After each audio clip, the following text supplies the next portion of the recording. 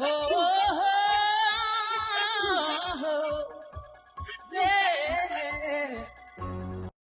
Hello and welcome back to 709 Meridian, a commentary podcast. We are your hosts, Dee and Andrew, Hello. and we're closing out our Seagalson for you folks with a big finale, executive decision. Which is almost our longest movie, right? I think Jaws beats it out by a few minutes, but spoiler alert, folks, we try to keep these to about 90 minutes, just because... Yeah, because, just get the job done. If you're a terrible movie that deserves this at an hour or at more than 2 hours, I don't want to watch it again. So, but executive decision's good. So this will be one of our unappreciated gem commentaries, hopefully, much like Swamp Thing and Jaws 3. Or even Return of Swamp Thing. Or Predator 2. Predator 2 or Fright Night Part 2. Fright Night Part 2, Halloween's 4, H2O, and so on. Yeah, we've got some... Yeah, we got a lot of ones. We don't just watch terrible movies. We just happen to watch a lot of Steven Seagal movies lately. And even those, right? Like, come on. They're not all as bad as Under Siege 2. No, not yet. And we're not getting into those. Not getting into those. And then afterwards, we will be announcing next season. So we have approximately 2 hours to come up with that. So... we got to keep this bus going at 50 miles per hour. No, we can't do... we can't do those because they're too long. Yeah, they're way too damn long. If only they'd made a knockoff series. If only Speed had been Universal, they would have made 17 direct-to-video sequels. Oh, my God. Wait. Oh, man. Wait a second. No, Disney's got Speed now. There's no chance it'll cross over with Fast and the Furious. That's a bummer. Speed's going to be female-driven next time around. That'll be the big franchise for the next female action hero. Watch. I don't know. They've had a problem launching female action heroes. Somebody will do it. Maybe. We'll see. I don't know. A Disney Speed actually tracks in a way. In a way, Speed era Fox equals Disney for young teenage plus audiences today, in a way. I can see that. Ish. Kids are trying to be forced to jump on nostalgia train, and that's crashing hard. It's going to crash hard, especially because it's very hard to, and as we'll see in here, it's very hard to think of doing these movies when you've got with smartphones.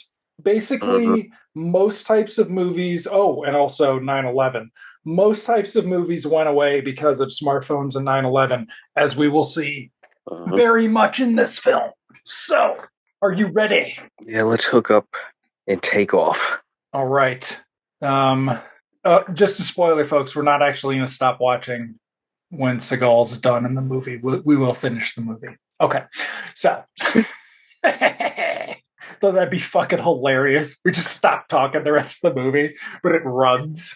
Okay. Just let it run. Starting in 3, 2, 1, play. Did we see this at the sneak preview together? We sure did. All right. Hell yeah. I remember this. Same font as Under Siege. But Silver Pictures. So this was Joel Silver's, the start of his comeback.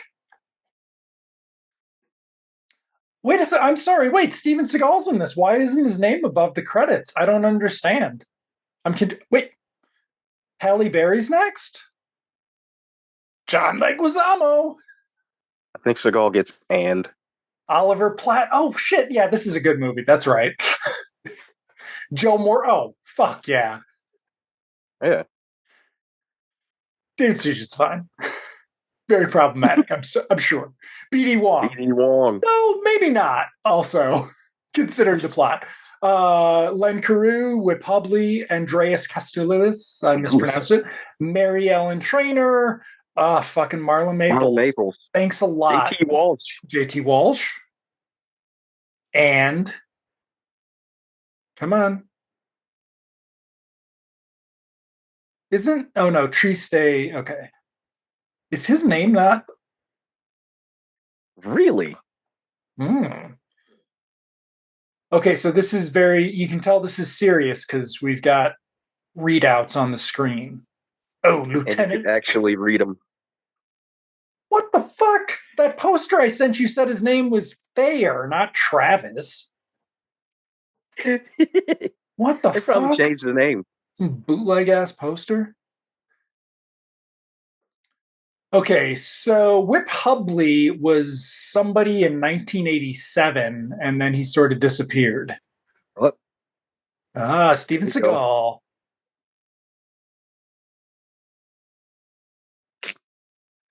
So now, at this point, Steven Seagal was in trouble because of his Under Siege 2 being a big bomb, and then, of course, the corresponding groping a teenage girl in public thing, which I'd forgotten. I thought it was that was not actually the news item you thought it would be. Well, actually, why would you think it would be a news item? Fucking Steven Seagal groping a teenage girl. That's actually totally Yeah, that legit. they call that Wednesday. Yeah, that's legit until 2019. Uh, It's a Goldsmith score. yep, Goldsmith score. We got some really good editors on this. Um, and then this is Terry Marsh is a notable production designer. This is a Kurt Russell had a moment in the mid 90s that Soldier ended, and Escape from LA didn't help. But No. for a hot minute, Kurt Russell was an A-lister again. And it was pretty cool. Like, Yeah, because he could be taken a little bit more yeah, seriously than Alex Thompson shot this. Very, very good cinematographer. But Seagal method acting here. oh yeah, can you Like he really imagine? thinks this shit is going down. They didn't tell him he was dead yet. They were like, "Nah, man, this is your movie. This is your movie, Steven." Oh, this is all the stuff they shot before they edited his death scene. Oh yeah, spoiler, folks. Ooh, Leguizamo letting off some heat. Leguizamo. Yeah, I don't know. I don't think he can act yet. Okay, so Jim and John Thomas, writers of Predator 1, 2, and pretty much nothing else. Yeah, And now, of course, Joe Morton spent his first 10 years in relative obscurity, turning in some amazing dramatic performances before basically ending up the black guy in action movies. Starting with T2 in a way and then Speed, but wasted in T2. he got to do this. He And got to so, do this again.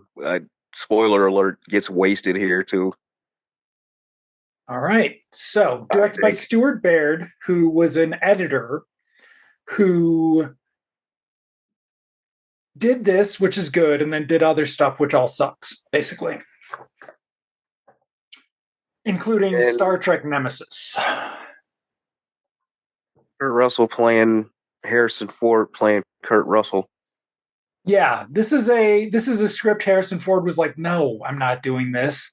And people were like, I can't believe and then they were like, Mel Gibson's not gonna do something like this either. So we'll try And to this will turn be Kurt Russell important. into it.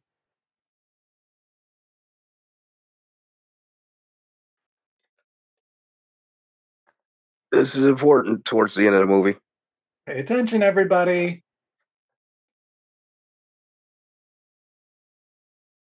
Really, flying planes was important back in the Kurt Russell was a pilot too. They were all pilots. Kurt Russell just manages not to crash into fucking Everything golf all the courses. time. Yeah. Harrison Ford, yeah, Harrison Ford's like, no, I'm going to actually kill myself and make everybody very sad and leave movies unfinished. That's my goal. That's my goal, folks. I'm 82. I can do jumping stunts. It's fine.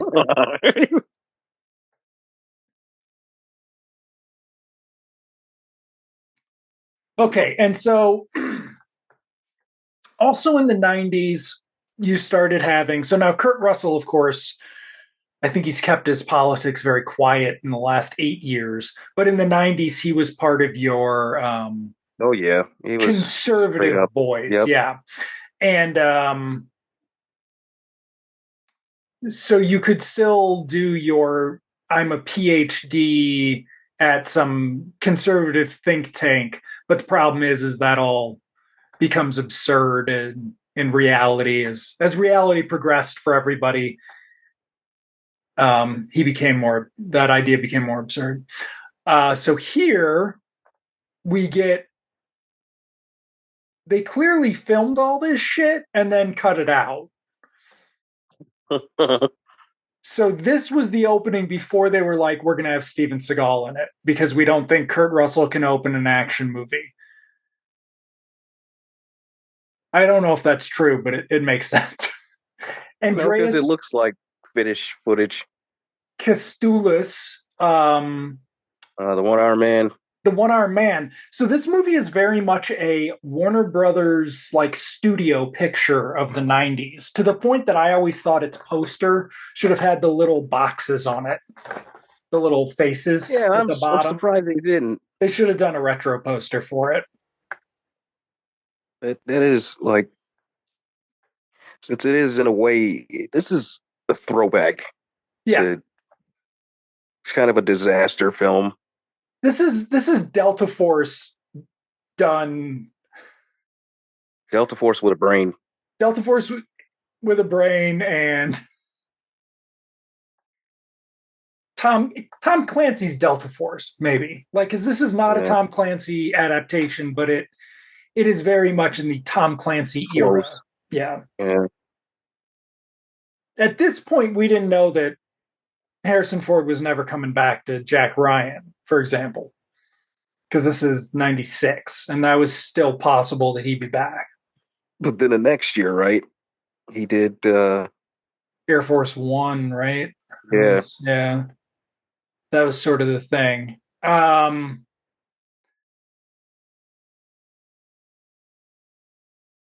But yeah, so if Die Hard is a disaster, is the Towering Inferno is an action disaster movie, this is very obviously one of the airport movies is a disaster Yeah. movie. Yep.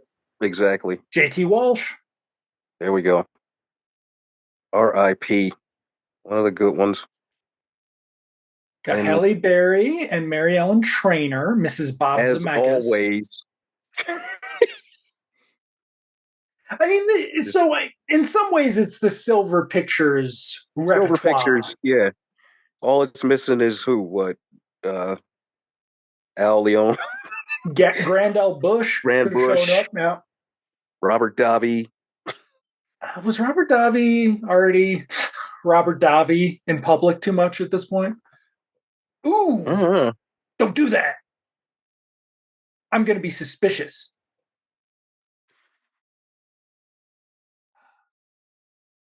Pay attention, folks. That's important. Let's see, where was this in Halle Berry's career? She had done Boomerang. She'd What year done is this? This is 96. okay. It's the same year, probably. I think as Flintstones, right? No, that was 95 or 94. Okay, so she was still on her hot streak then. She was in her hot streak, but it was before she got into. Yeah. Halle Berry probably has a lot to say about her career because, Oh, this dude. yep.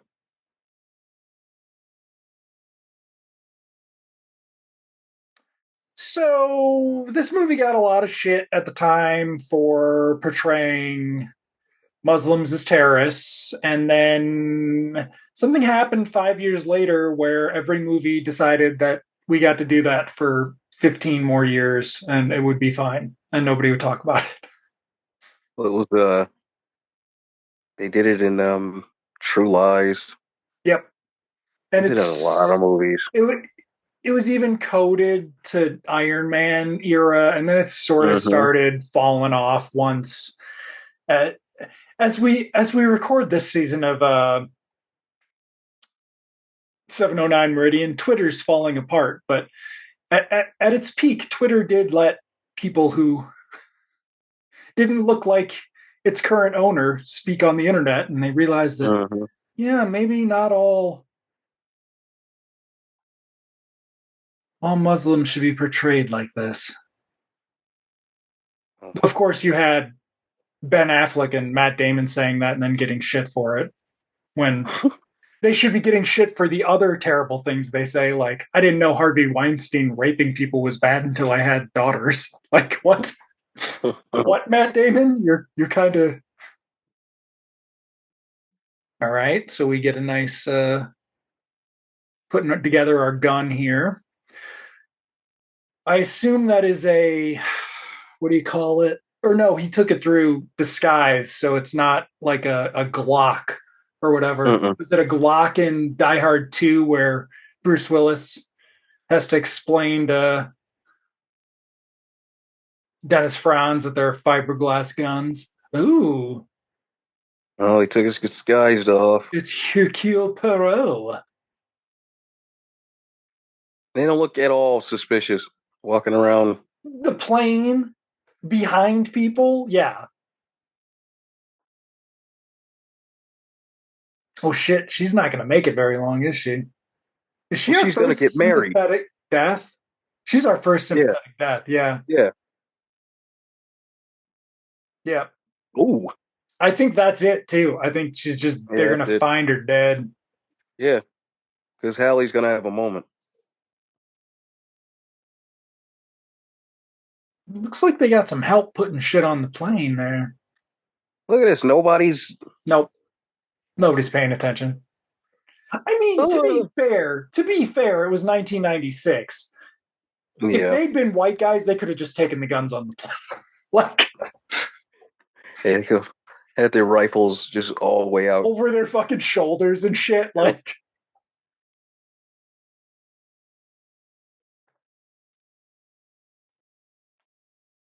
is that Red Brown? It looks like Is that Red Brown Jr.? them. Okay, and this is not like Under Siege 2. That the stewardess just looking like, oh no, What? it's another hijacking. She looks like she spilled something. Oh, that dude. Yep.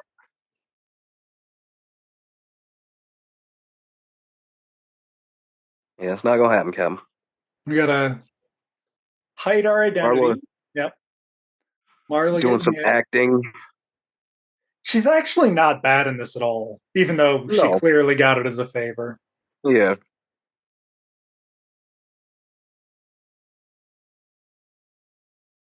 Well, this was what after, right?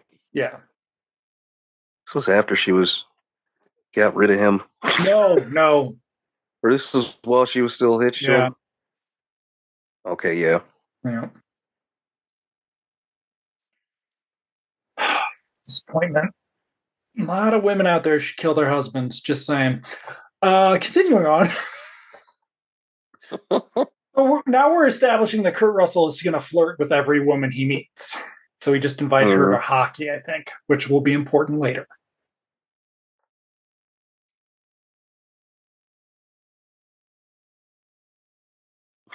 Yep.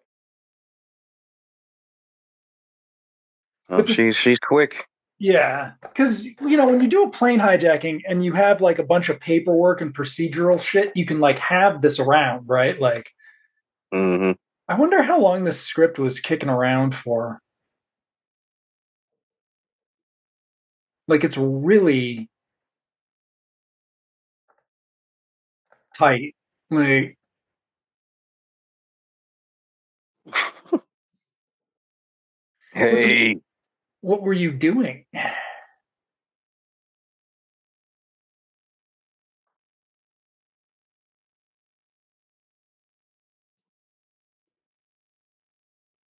He's gonna hit her. Yeah. Oh yeah. What happened? Now does he hit her or does he wait to hit her?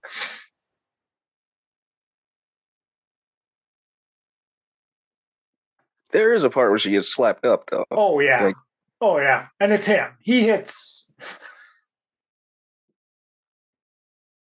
oh, he's that he's that non-blinking villain. Yep.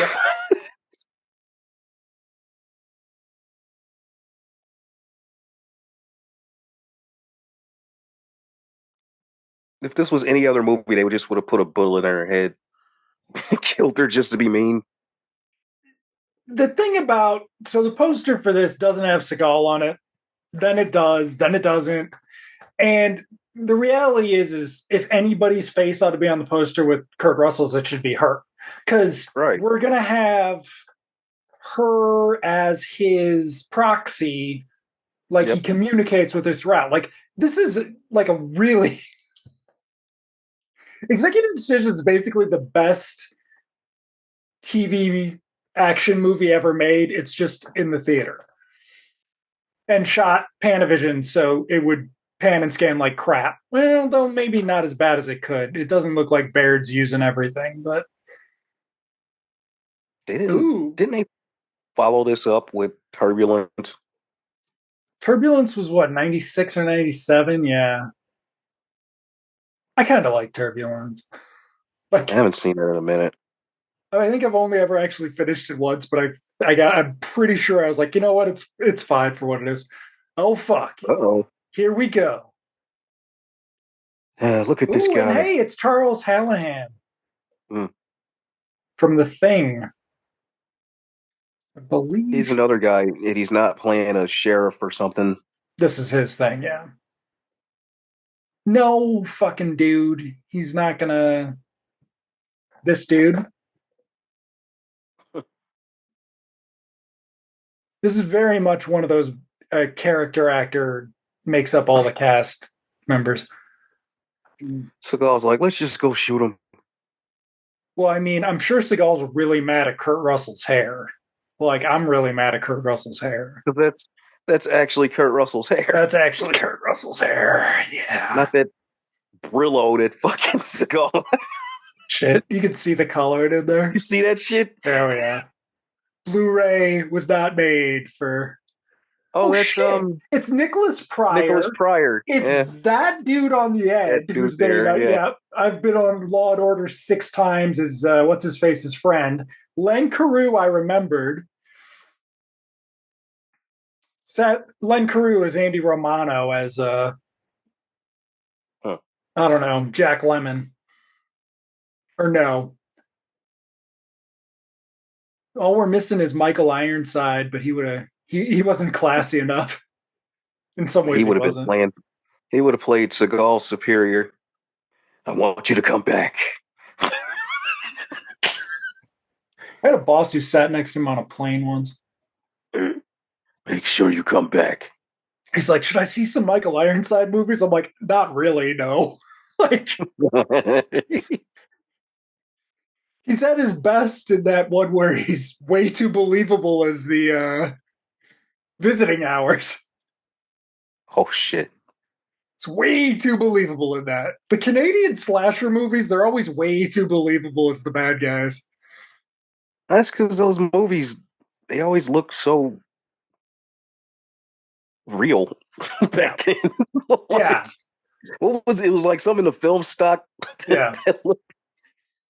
It was like the 70s had some really good film stock. The only polished one I can recall is probably Happy Birthday to Me. Even the first, as we talked, folks, on the Friday 13th episodes, even the first three Friday or the first two Friday 13ths are on that 70s era film stock. Uh-huh. And that's the joke of Attack of the Killer Tomatoes. Attack of the Killer Tomatoes like had this cult reputation, and everybody's like, because it's like a real movie, and they were like, no, we just shot it. We just happened across some good film stock and shot it on that. Now, of course, you can shoot everything on your phone and it's fine, Mm-hmm. which is good. And we've seen some really good movies from that. We haven't seen really good action movies yet, but we may. Maybe. It it'd be a lot of work. I feel like if you were going to put in the work to do a low budget, well made action movie, you're gonna just go do something else. Like you could, if you could prove you could do that, you could just get a job directing fucking Yeah. Tulsa King or whatever. Um. Okay, so it's chemical weapons. This is the other thing is we got to. This is why you got to take your shoes off at the airport, is because we are convinced that chemical weapons are going to be some big thing and not just tanks driving into a country, even though it's just tanks driving into a country. We've got drones to kill people remotely, but everybody else just still drive tanks in. Ah.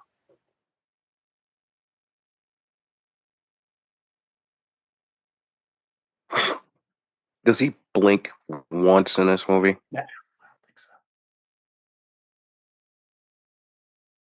The other thing that's pretty good about this is your exterior cloud shots. They actually did a pretty good job for that too.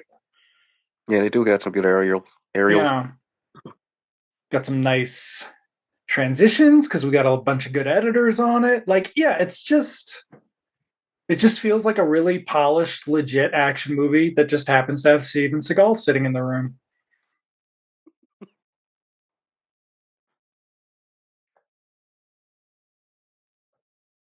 Why does Seagal keep eyeballing Kurt Russell? Because Kurt Russell gave, okay, two reasons. First, Steven Seagal was waiting for somebody to point at him and tell him to act right there.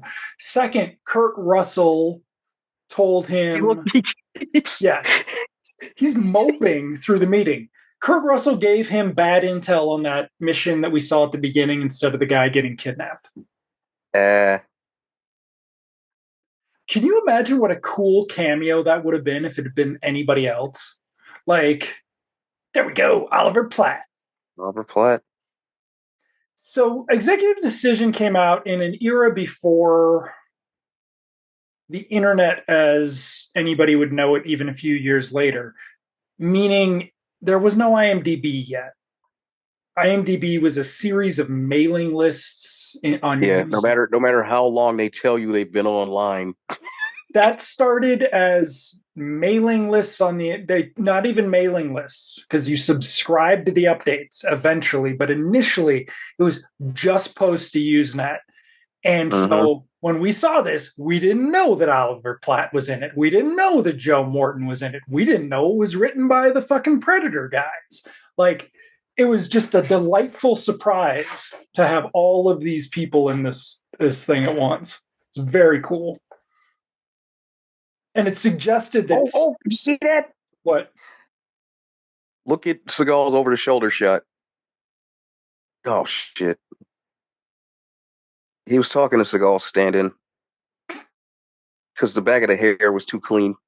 I'm sure they had to reshoot it a lot. Like, well, he was only there probably like a day or two. yeah. Get this fucker out of here.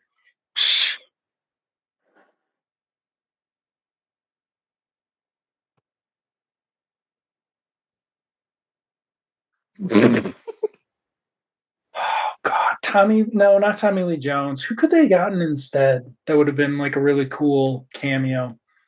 That guy. Instead of Seagal. Wow. Not instead of. That's hard to. Somebody who's willing to do a cameo, right? Somebody who's willing to do a cameo. Oh, you know who would have been great? Danny Glover. Danny Glover, yeah. I mean, Mel would have been fine too, but he wouldn't have done it. But Danny Glover, No, Mel wouldn't have done it. Danny might have done maybe. it. Too bad you couldn't go with Hackman, but Hackman would be a colonel. Yeah, Hackman would have been too old. Oh man, I wish Hackman had.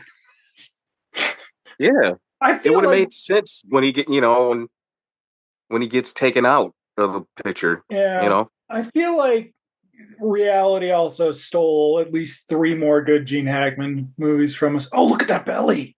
I believe that's what we said in the theater too. yep, that get. Okay, so oh yeah, this is before John Leguizamo learned to act. Great. Whew. Look at the flat top on BD one. I know. Damn, like he just slipped out of Street Fighter. Shit. Okay, and that was also Kurt Russell showing off it was his hair. Whenever a guy in the '90s with good hair did wind through my hair shots, it was to show off they still had their hair because so many people can't do that. Like Bruce Willis couldn't do it, but he just at this No, point hadn't he started like committing to the bald or not yet? well, this is No, after Die Hard 3, right? it's after Die So Hard he 3, but it's before Sixth Sense. But yeah, he kind of committed in Die Hard he 3. was wearing the wig in Sixth Sense. Yeah, oh, that was a bad wig too. Yeah, that was a wig. That was part of the character. But this was my thing where I'm like, Whip Hubley should have had a TV show. He should have been an Or he would have been the partner to the guy on the mm. show. Oh, he could have been the partner to the female detective. Yeah, He was that in Black Scorpion 2, actually, and he was fine. they could have gave him what, silk stockings. I am vaguely curious about silk stockings because I remember they weren't bad. No, the shit was really good, and then it fell apart towards the end. You don't want to Because fuck with that last bit before the yeah, last season because what you call him, the guy left the show. He left that to do Melrose Place. all right. So, oh, we had a stealth. We've got another stealth plane. We had one in the last movie too. Hmm. Um, we're just gonna have it with that much of a budget versus Now, is even it the plane or the piece that gets messed up? the piece gets messed up and then the plane crashes. But we're 30 minutes in, so the last 6 minutes have been extraordinarily well paced because we've got them in motion already on their way and all that stuff. You'd need a transwarp drive to do that in a movie now. Not a transwarp drive, trans-dimensional teleporter or whatever they called it. What do they call it in the fucking J.J. Abrams verse? Where they can Oh, dude, teleport to Klingon and shit, to Kronos and shit, like, right. because we can't. It's basically a boom tube. Yeah, like, they should have just made it Paramount. Sorry, J.J. Abrams too. Like, Yeah, that dude sold he's himself not as being the original. only one who could do those things for 10 years. And then all of a sudden, everybody was like, oh, wait, we can all just do that shit. It was like, Well, he never had an original idea to begin with. nobody was good at remixing Yeah, existing he could things. remix him and Joss Whedon, Buffy, nothing but gender flip Spider Man.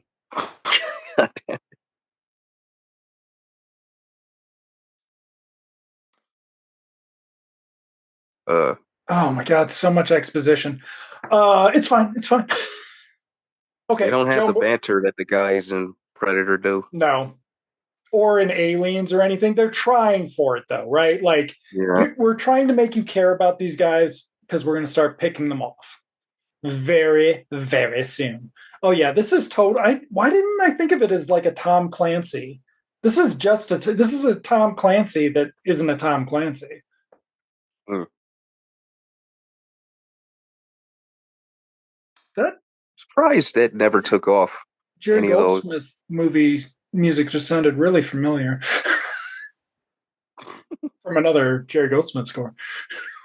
This was the era where I started leaving movies going, Jerry Goldsmith's music and that sounded just like Jerry Goldsmith's music and that other thing. Because he just recycles a lot, just like Alan Silvestri. Hmm. I was watching Van Helsing the other day. I was like, dude, that's Back to the Future. That's Roger Rabbit.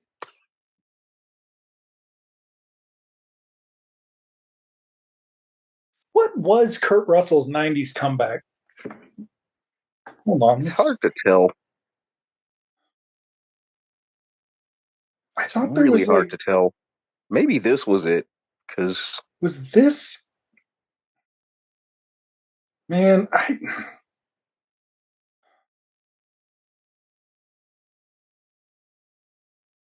dude. Okay, well, the other thing is, Kurt Russell was only gone for a year.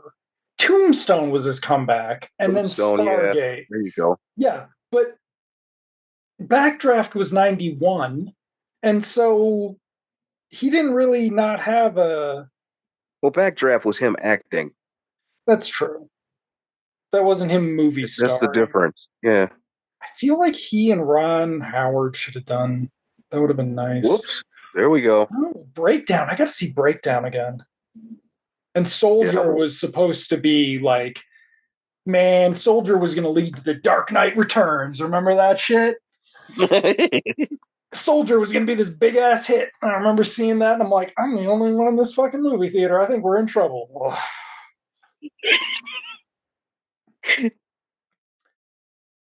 And oh shit, that's the one where Jason Isaacs is so terrible. And then when we saw The Patriot, I was like, wait a second, Oh Jason wow. Isaacs can be good? Yeah. Uh, Yep. and he just did that over and over again. Yep.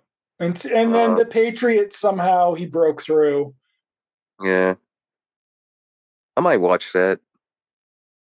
I've been meaning to see it again for, 15 years, 20 years. I don't know. I can't do another Heath Ledger movie for a fucking while. 10 Things Hmm. I Hate About You broke my heart. Like, I haven't seen it since he died.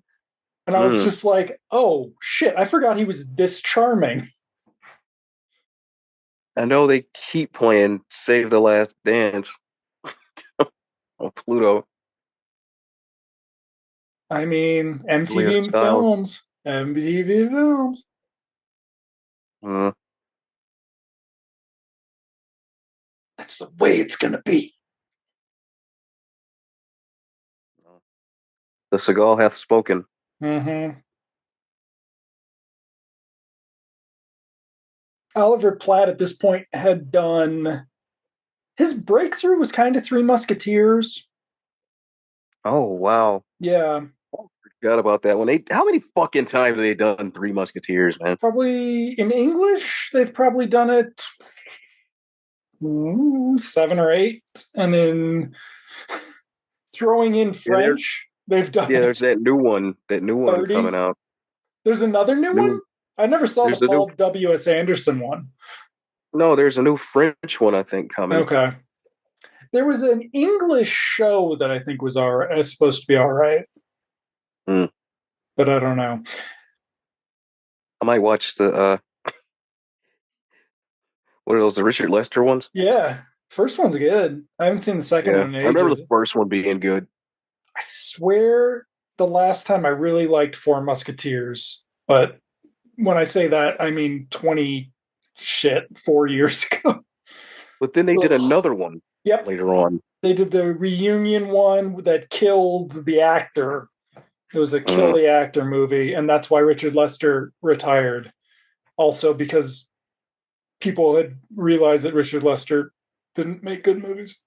Sorry, what was that out loud? I don't know. Maybe some of his movies are good, some of them are not. Mm. Superman's his fault, is what I'm saying. Slow motion, because it's a Steven Seagal movie. Gotta have slow motion. They just knew he was there. Yep. Time just slowed down. They were like, Steven Seagal's on that plane. God, I love Oliver Platt.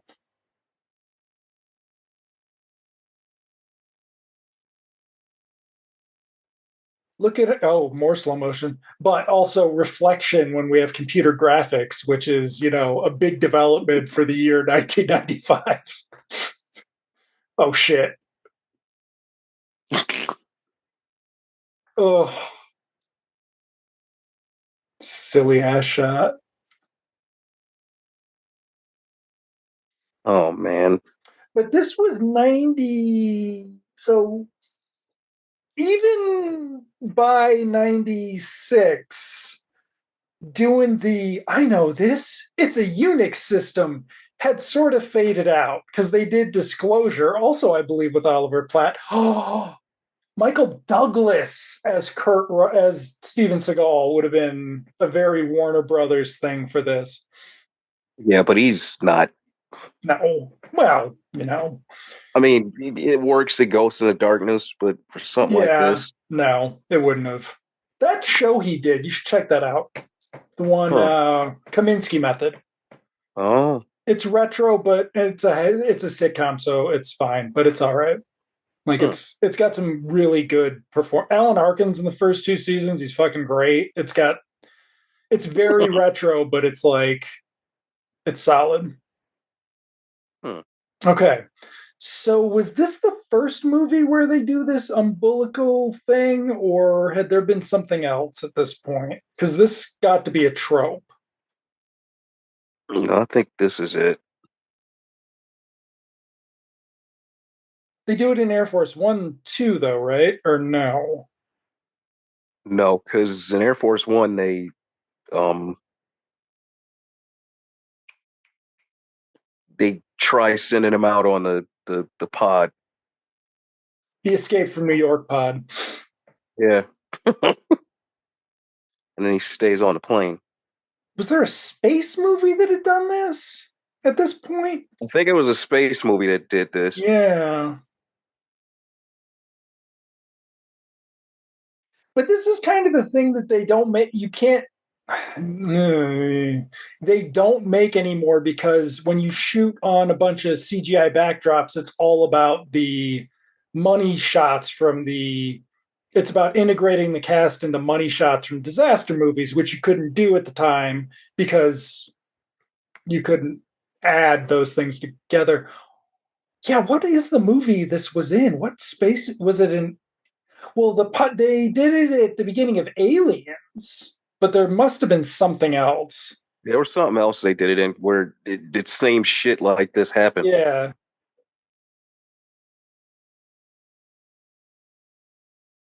Okay, Pilot Guys played sleazy dude in a yeah. TV drama. Oh yeah.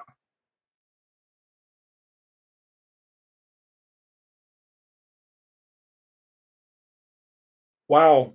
Fuck you, Whip Hubley. Right? Where's your Academy Award nomination or whatever? I'm sure Emmys. Alan Platt's got to have had an Emmy. Was he on Fargo? If he was on Fargo, he was awesome on it. Mm. I think he might have been. They filmed the Chris Rock season up the street. That is the most disappointing season of television in the world Mm. because Glenn Thurman, it ought to be like the Glenn Thurman show, and it Oh almost is. wow. Yeah, and also Chris Rock's not good enough. Like it's a weird, and then neither's the Jason Silverman. Huh. Like but the rest of Fargo's great, but yeah,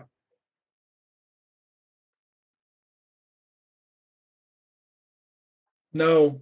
Oh, he was still doing stand up at the time too. Now I can vouch for Leguizamo with those. The earliest ones were really good. Where's the I clip? haven't seen any of the recent ones.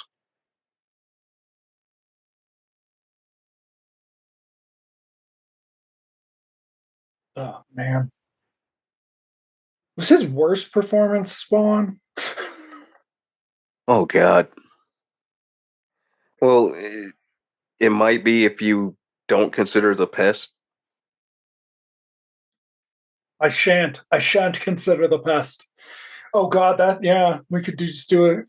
how would we construct a list of the shittiest fucking late 90s movies for a season? It would be really hard.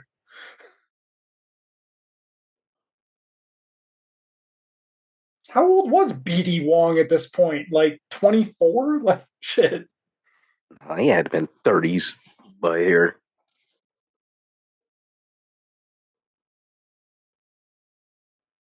See, I didn't like that Joe Morton got hurt.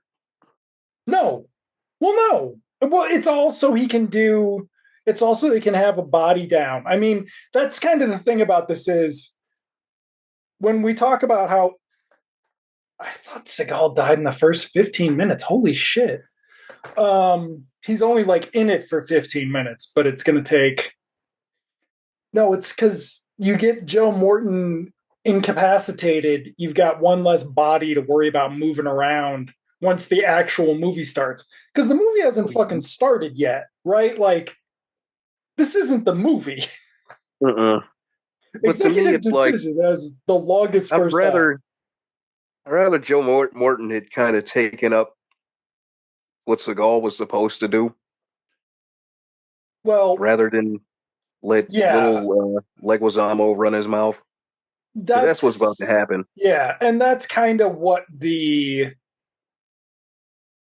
we even miss that. Why the fuck Steven Seagal in it? Why isn't Joe Morton just that guy? And then you Right? He could throw have just been in, him. yeah, because Joe Morton has never gotten his due. Could that be why? No, Could it be that Joe Morton even today has never gotten his due? Like, still this day. Yeah, I still can't. I'm still fucking Terminator 2 don't sit well with me. well, That shit. I think mean, it's a about. badass part, but it's like, damn it, you know. And I then in showed this, I showed a bunch of people Brother from Another Planet, and it's like, mm-hmm. holy shit, why haven't I heard? And it's like, I don't know, why haven't you heard of this? Like, and that Well, was here we go. 1984. Like, oh, okay. If Steven Seagal didn't suck, he and William Shatner would have done a great fucking movie at this point. They could have done, if he didn't suck, they could have done a buddy flick. Okay, there was Seagal There flying he out, goes. that little action figure. All right, now we get this bad composite, but then that's over and we get the nice orange sun. Okay, there he Well, goes. well. Guess who didn't do the special effects for this, folks? Industrial Light and Magic. But still, it was probably, we'll have to see, it was probably the Sony guys. It could have been Digital Domain. Because you got to remember, except for James Cameron movies, Digital Domain wasn't all that. Like, No, they were just really basic. Here, blow this up. yeah. We don't have the pyrotechnics. Just blow this shit up. Okay. So if I were doing a TV cut of this movie, that would have been, I don't even know if I would have let that get to 30 minutes, that opening, because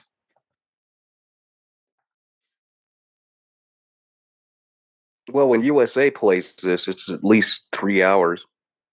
well, that's the thing is this would make a good mini series, except you don't know that yet. That's kind of the problem with the front loading is we haven't gotten to the airport part of the movie really. Was Joe Morton back? Yeah, Joe Morton's back for a cameo in Speed 2. Mm. He answers the phone or something. Oh, so they Reginald Vell Johnson his You don't ass. remember? Did we I, see that? You don't remember that? I I still vaguely remember I Speed 2. gotta watch it again, but I still the last time I saw Speed 2, I still liked it more than Speed 1. But Well, yes, Jason Patrick calls home and it's fucking Joe Morton or something. Or it's at the beginning. so basically, Jason Patrick just came to that precinct as Keanu left or something. And started banging his girlfriend. Yeah, Yes, and like started just doing his girl. they should totally do a Speed 3 where you find out that it's he'd been plotting it the whole time. Like, Yeah, it was all me.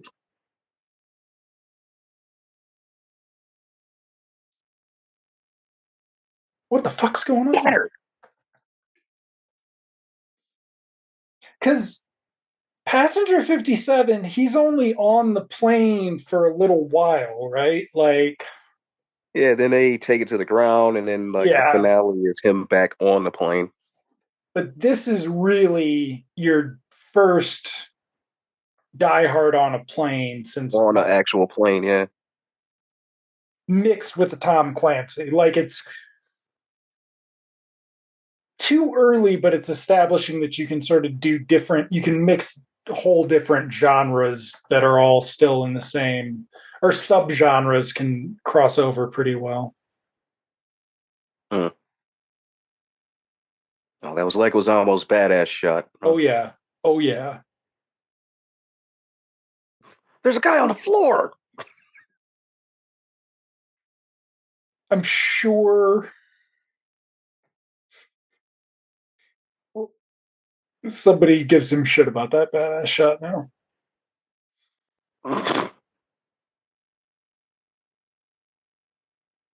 Because he does not work in the US military underwrites my movies uh genre anymore. Mm-mm.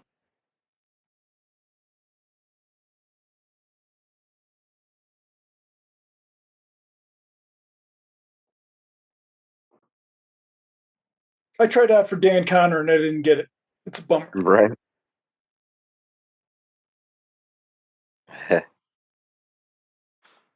Wait a minute. Did you wash your hands? This is the thing is I don't feel like movies do this type of shit anymore. Like where the bad guy's about to, investigating and there's a chance they'll find out. Like we don't even do this anymore. Uh-uh. Because now everybody has to like, especially the villains. They're smart to a fault. Like, they're genius at everything but common sense shit.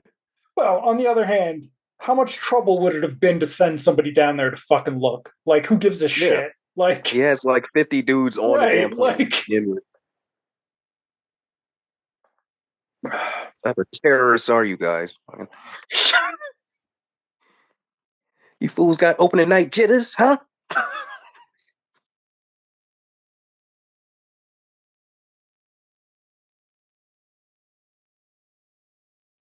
does he signal him somehow? Everything's fine. I don't know what we've got out there, but we've got something. Something. Fly.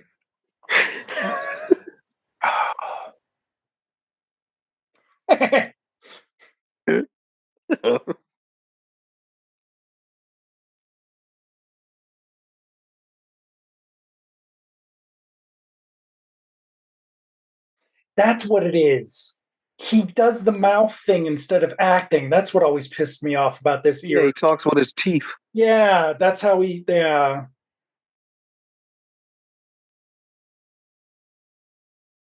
I don't understand when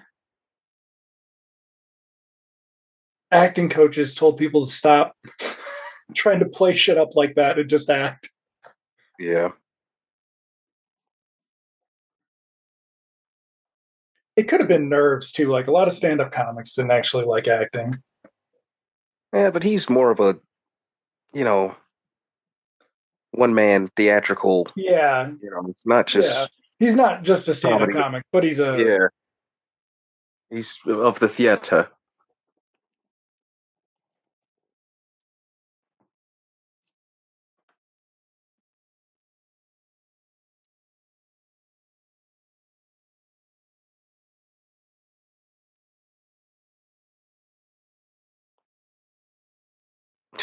What else did Stuart Baird direct? He directed fucking Star Trek Nemesis and Oh wow. Uh, yeah, no, he what else did he do? didn't he do a James Bond? No, No. no. I don't think he Yeah, ever there is recovered another from one on the Star tip of Trek my tongue though. Nemesis, so There's another fuck one on the that tip of my guy. tongue. You're right. There's another action picture that he did. U.S. Marshalls. Marshals. Mm-hmm. Ooh, ooh, mm. You have that on what you call it? It should. I've been meaning to watch it. Me Fuck that too. movie. So terrible. So fucking terrible. And we thought it was going to be good because of this. Yeah. We were like, how are they They can't fuck it up. It's a no Especially because brainer. they're bringing back Mm-hmm. Tommy Lee and Robert Downey Jr. won't be unspeakably terrible in a movie, will and he? and Wesley Snipes. That's when he was still kind of he still had That was heat. his big crossover. Yeah, that was Yeah. to make him a Warner Brothers action star and shit. Like, because he was at Warner for Passenger 57, but those were sort of like Passenger 57, Art of War. I Art think of those were Fox. War. No, Passenger 57 was Warner for sure. Yeah, Yeah, Passenger 57 was Warner. and then Art of War was Warner too, but it was might have been like Morgan Creek or one of those things because it. Oh yeah, then did he Murder at 1600, Yep, Murder at Rising 1600. Sun? Oh fuck! Remember when Well, no, Rising Sun was the Fox one, but remember when Murder at 1600 was gonna be the movie of the fucking quarter? Like they were like, it's gonna be a huge hit. Yeah, They're like, it's a real problem because Eastwood did Absolute Power and it was Warner too, and they were like, oh, they're worried about Absolute Power distracting from the greatness of Murder at 1600, which I don't think I've ever seen. really, Murder at 1600. Uh-uh. I had to see it. Diane Lane's in it. Well, that was before her actual comeback. Mhm.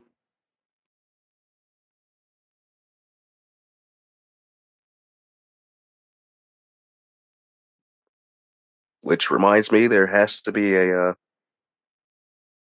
viewing of Lady Beware in my future sometime. Oh man, I need to watch that again too. 1987's other Pennsylvania set mannequin related film. Which may or may not take place in the same universe. I remember it being pretty like there's a lot of good stuff in that. I want to watch that again. Yeah. It's Yeah. yeah.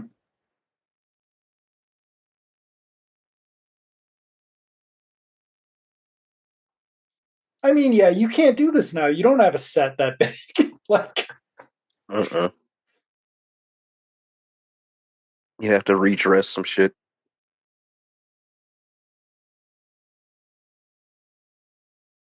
it's really hard to make CGI cloth cut like that, so nobody's gonna do it. Oh, damn, Mary Ellen Trainor. What is her biggest part? So yeah, if she just looks, Always somebody's mom. she was the mom in Monster Squad. Yeah, She was the mom in Monster Squad. She was the mom in Goonies. that's right. So that's how she got that. This she would have more gotten because she was the psychiatrist Psychiatrist in in Lethal Weapon. Lethal Weapon who Mel Um, Gibson sexually harassed and was sexist mhm. too. But it was funny because She was a half flirting harpy. herself. Yeah, by the third one for sure. Yeah, And then she was also on TV in Die Hard. So she was. That's the thing Die is Hard. Die Oh my Hard god. is very Warner Bros. Or is very Fox, but it is Silver Pictures. So it's this Yeah, weird crossover thing. And I it's don't got think some of the same players. Bruce Willis ever did a Warner Brothers action movie. Mm-hmm. I think he only did drama at Warner Brothers.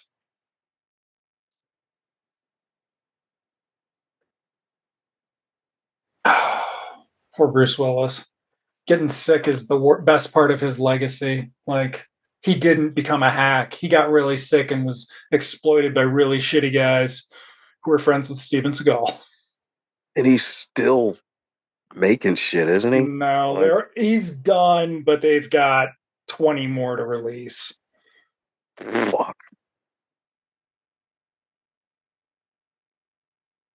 It it should have been more obvious because he was still doing real movies 10 years ago or whatever. Like Moonrise Kingdom is a real movie. That was 2012.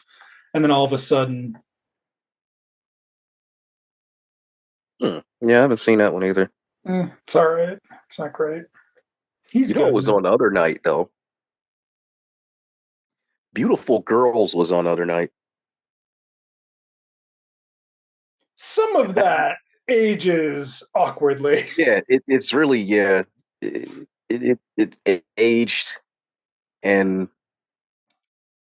it's not horrible, but but yeah, that was my take on it the last time.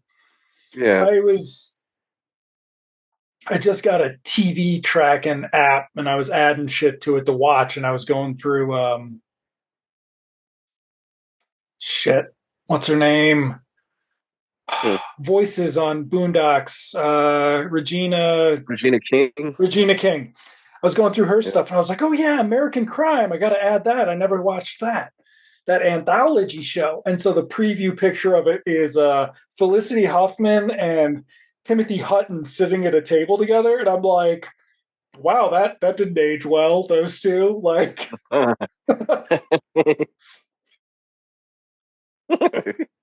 man. So here we are on the plane, and there's a lot of setup going on. For those of you still listening, For those of you we're just shooting the shit. who aren't having a conversation about 90s Yeah, movie as you we're watch, we're uh, shooting the shit here, and there's not much going on. So this you is know, well, I mean, it's too hard. Like, what do you want to talk about? How nicely edited the pace is here, and yeah, this is we could just basically we would just say that over and over again because yeah, there's because and it's been too long since I've seen it, so I can't like exactly pace it, but I'm pretty sure we're in the first act of the real movie now, because the real yeah, movie starts and once Seagal is gone. Seagal's gone. The real movie starts once Kurt Russell starts talking to Halle Berry, and he hasn't Yeah, started doing that yet.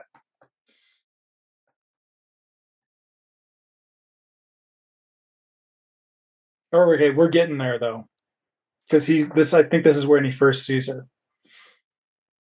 This the first studio movie where Halle Berry's love interest is a white guy? might be. Yeah, because she was crossing over. Mm-hmm. We were This is testing after the Boomerang. waters. We were pretty sure, She was kind of winching it in the Flintstones. yeah, that she was. It was like non. It was like sexualized absurdly, and then so actually desexualized, Yeah, sort of. At least in terms of trying to like. I don't understand who they were trying to make her appeal to. Like, they were trying to yeah. tell they were trying Well, to tell white guys it was okay to like her because even though she's black. Is that really but what? initially, no, initially that part was supposed to go to Sharon Stone. Right. And It so was supposed to then be a play on the name and all that. yeah, and then they were like, no, Halle Berry can do it, and that was a big crossover. That was a big breakthrough Yeah, that was crossover because we were gonna have. It's kind of because weird because everybody like loves the Flintstones. So, it's weird that Vanessa Williams sort of had that moment with that, didn't she could have exploit done it, that. Oh my and God. this is the whole post My Bodyguard thing. We still aren't really sure whether or not an audience is going to go. Yeah, it was going to accept a black woman as, that chick. We're not sure if it's we're going to accept that Kurt Russell might want to kiss Halle Berry. Dun Right. dun. This is still, Julia Robertsville, Mm-hmm. Meg Ryanberg. This is very Meg. Yes, I would be curious to see who Halle Berry, who originally was like eyeballed for this in the Halle Berry part, because Probably not too many. she wasn't a Warner Brothers staple, and as we now know, Warner Brothers only thinks of people they've already worked with. Like, They would have got a TV actress, probably. This could have been Juliana Margulies long before Snakes on a Plane. this could have been Juliana Margulies having a movie career. Yeah. You know what's a really fucking god awful movie? Ghost Ship. Ghost Ship it, is a really, really bad movie, despite the it fact Ron it's bad, but Eldard. it's bad, but no worse than what Deep Rising. Oh yeah, well, okay, but still, for the pedigree of the, Yeah. because Deep Rising doesn't have a pedigree. We could do a whole thing on fucking Touchstone or Hollywood Pictures. Oh god,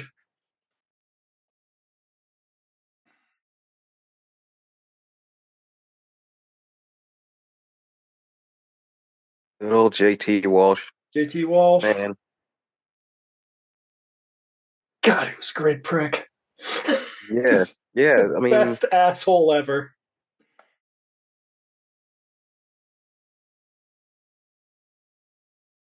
Because before JT Walsh, you had sort of absurd assholes, right? And JT Walsh was a very believable asshole. you had your who's that? You had a lot of irate assholes. You had your Kevin Duns, Yes, Kevin Dunn's a very good example. Like just really just irate. one-dimensional, irate assholes.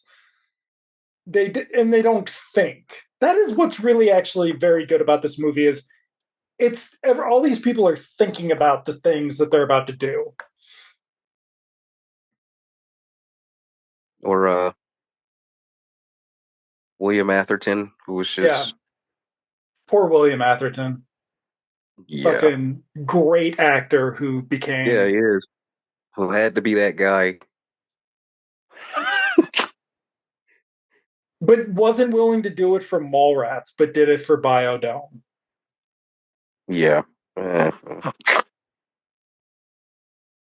But again, it's some of your soulful '70s actors, so like William Atherton, Michael Sarrazin, um, Michael Murphy. There's really no place for them to go later on because they just become No, white guys. They just become old white guys. Like, and there's nothing they can really do. the granddad on a Law and Order Mm-hmm. episode. My son is a good boy. All right, here we go.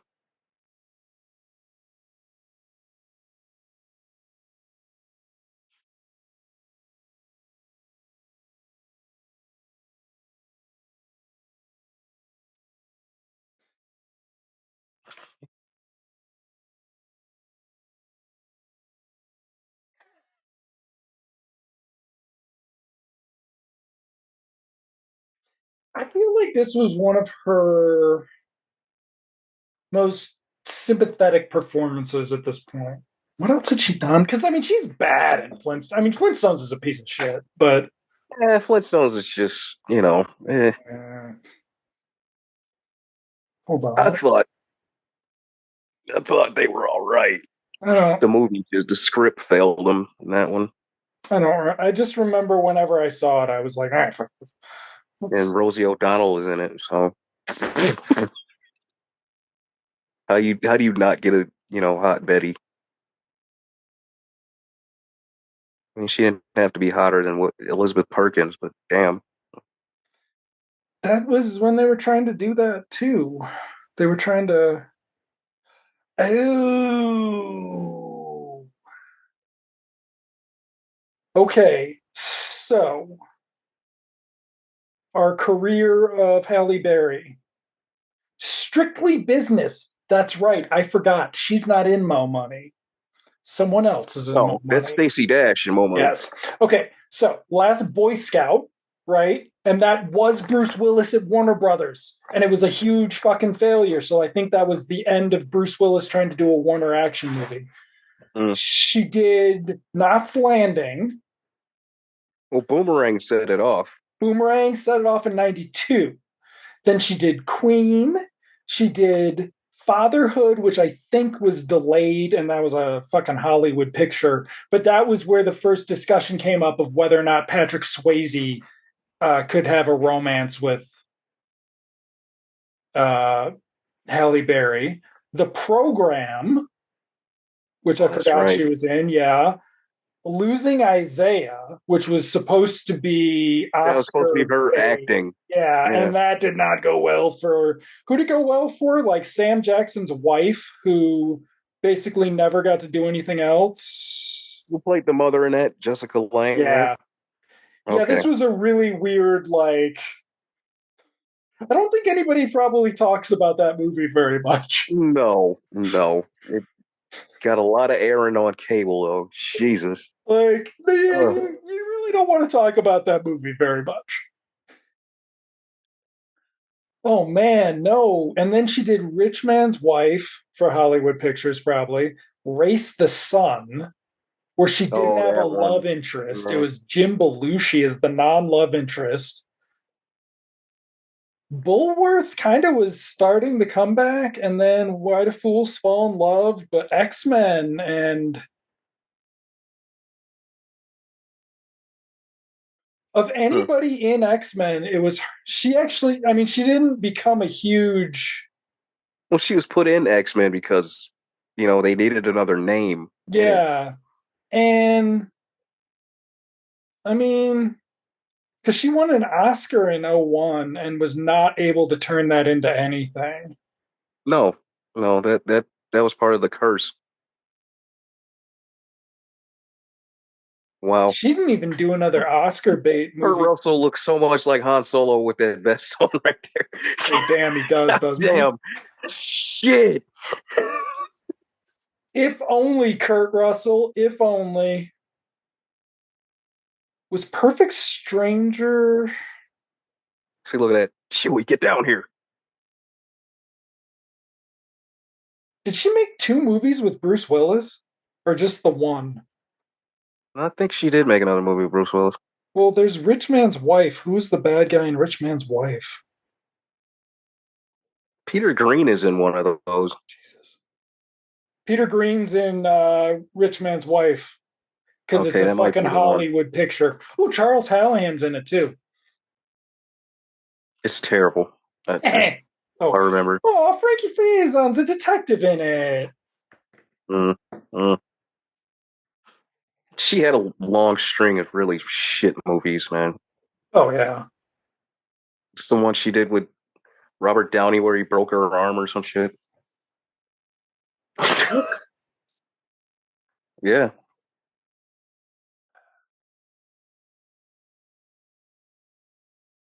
yeah. It, yeah, her career. I feel like she's got a lot of terrible stories. Gothica. Well, That's right, Gothica. And I think that was yeah. Silver Pictures. That was definitely Warner. I Okay, remember this mean, guy? He was important. they just kept telling us Hallie was a star and putting her in. It's like what they do with Jennifer Lopez till she just decided to do wedding movies all the time.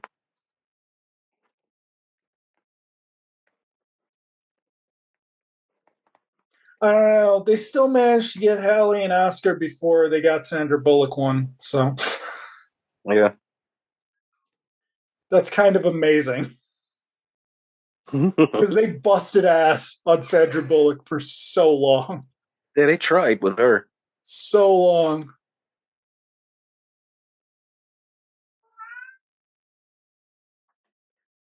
It's like Top Gun.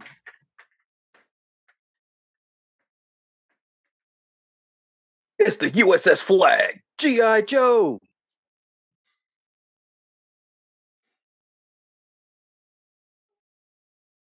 Yeah, I guess that would have been the last kind of. Well, I mean, Top Gun 2 is probably something like this, but like the last non fantasy, total fantasy sort of military thriller like this. What? Yeah, they had a line of them, and then it just stopped. I mean, it stopped because of 9. 9/11, yeah, Yeah, I mean, and then they just just stopped. were like, "Oh shit, we could just make fucking 84-minute." Oh, Uh, what's the garbage one they had recently with Michael B. Jordan? The one they want to start. It was supposed to start the Rainbow Six. Without remorse, was it? Yeah, yeah, Mm. that was some fucking bullshit. Oh god, the movie was garbage. I like him. Like, He's all right, but I mean, he's all right because for Creed, like, he's yeah, okay but to be. he can't be that and Killmonger in every fucking movie. And that's all I've seen of him lately. You know, Well, yeah. I mean, but I don't know. because that's basically what he did in Without Remorse. Oh It was yeah. all Oh yeah. There's nothing. There's nothing. Yeah.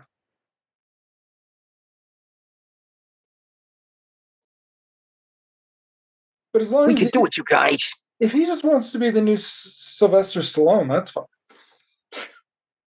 Yeah, but he needs better shit. Well, there's that. I mean, you keep, that's the problem is you can't. Can't be doing Creed forever either. Right. You can't get away. Well, even if you did, you have to do something on the side, right? Like Yeah, you got to do something else. the idea, like Creed 2 established this idea we could do. Creed 2 is kind of like what if you made Cobra Kai movies in the theater? Like what if Right. you have a semi nostalgia series and you talk during exposition scenes during movies? Sorry, everybody. It's just all talking. What do you want me to do? Like you should be listening to the movie. I'm sorry.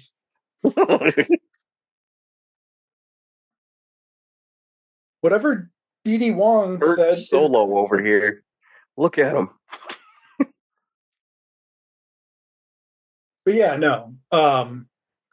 If you had something going on the side and you just come back to the creeds every few years, that'd be really cool. And I mean that could be what they do, but Michael B. Jordan doesn't have anything going on the side. Like, No, he's not even like. And I still have to see Wakanda Forever. uh, I managed to watch a pretty good bootleg of Megan, so I should. Only thing that's keeping me from Wakanda Forever is that damn warning from Disney, probably. Shit. February 1st. Wait for it. Mm, Mm. You don't want to see it bad. You want to see it as good unless as I, you can. yeah, unless I wander into it, you Yeah. know, and But I have it, if it's still at the what yeah, Old Orchard or Morton Grove, I, I don't know. I not the just Morton can't. Grove, the what's it called Village Crossing. Did they ever do another movie together? Hmm. Joe Morton and Oliver Platt, They might have been in something, but not but had. Yeah. yeah,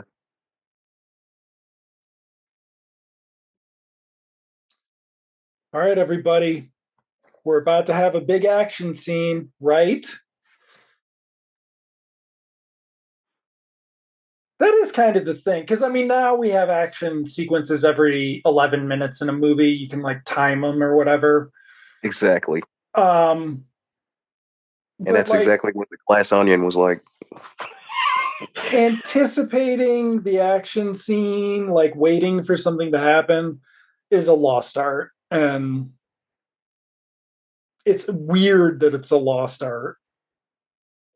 I will give it to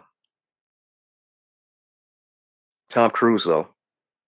He is, Those he, Mission yeah, Impossibles, they're very well yes, he sort of paced. through determination made that into a good franchise. Yeah, Because this in itself here could be a whole sequence Mm-hmm. in one of them. Well, I think the problem with us forgetting that Tom Cruise is now playing Forever 45 is that Tom Cruise is 62, and so he's got like an older sensibility toward that thing, and the people he hires does too, because it's like Hmm. Christopher McQuarrie who came up in the 90s, and then Yeah. there was that whole Mummy debacle where apparently Oh, they blame all of the Mummy on Tom Cruise, like taking over the production of it. And you're just like, then why is it fucking bad? Like, mm. Tom Cruise clearly knows how to produce Mission Impossible movies. What went wrong with the Yeah, Mummy? where to go bad with the mummy? So we'd also had bomb. We'd gotten very so we're let's see, bomb diffusing trope.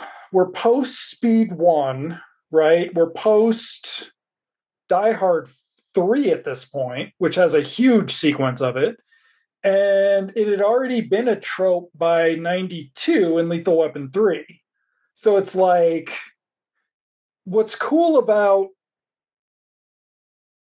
Executive Decision is it sort of took all these action movie tropes that had been building up over the last 5 years and sort of turned them into something really cool. Last 8 years, let's even say, and turned them into something really polished and really cool. And this is a couple of years before you started having CGI take over everything too. So it's like their last chance to do this. Well, because the Matrix. Yeah, Matrix and all of those. Matrix Mainly the was, Matrix. yeah, we're 3 years from the Fucking- Matrix. So we were perfecting the 80s action movie into the 90s with Now executive. then you have the Blade movies, which are straightforward action, Mm-hmm. and they tried to blend the CG with it. And looking at some of it now, it don't. I'd No. rather see maybe an updated effects version of Blade. Who owns it? Okay. So all we need is Disney to buy Warner, and then they'll have the Blade movies through New Line, and that would also Hmm. work with them having it at Marvel, and then Disney can just make DC movies too, and they'll do a good job. Like Yeah, that'll save us. yeah, because fuck James Gunn. Shit. Ugh. Why does DC just keep failing? Because it's Warner Brothers. Yeah. I mean, when you think about it, of the Warner Brothers 90s movies, this is, okay, so Fugitive's 93. This is Uh, 96. What else? First Matrix is pretty good. Like, it holds up. But what else is there that really actually holds up? Batman Forever doesn't hold up. Ace Ventura doesn't hold up. no. Um, I can't remember what the other big Warner's franchise or tent. Warner's didn't do franchises. They did actors and repeat stuff. That was their whole thing. Well, they had Police Academy in the 80s, They had and Police then Academy in the 80s. the late 90s, what, through 2000s, you had Harry Potter. Yeah, and that's sort of where that Harry Potter's where it went to shit. To Yeah. some degree, Lethal Weapon 4 was a forecast of that because they spent a fortune on Lethal Weapon 4 and it should have been better for how much they spent on it. Yeah, it was. I haven't seen it since It's 99. not. It's not bad. It's just, you know. It's just like a sitcom reunion episode or something. But Like it's also one of those. Like when we saw it, it's one of those you have to see it in a crowded theater type on opening night yeah, type movies. it's one of those Lethal Weapon 4 plays best with Lethal Weapon fans, of Yeah. which there are justifiably fewer than there used to be. So Hmm. That actually is why I can't think of Warner Brothers movies because I don't watch his movies anymore. So because you know what's great? Conspiracy Mm, theories, fucking great. Like mm. I loved that in the theater. I loved it the first time I saw it on video, and then whenever I last watched it, it's fucking really good. I'm not gonna lie though.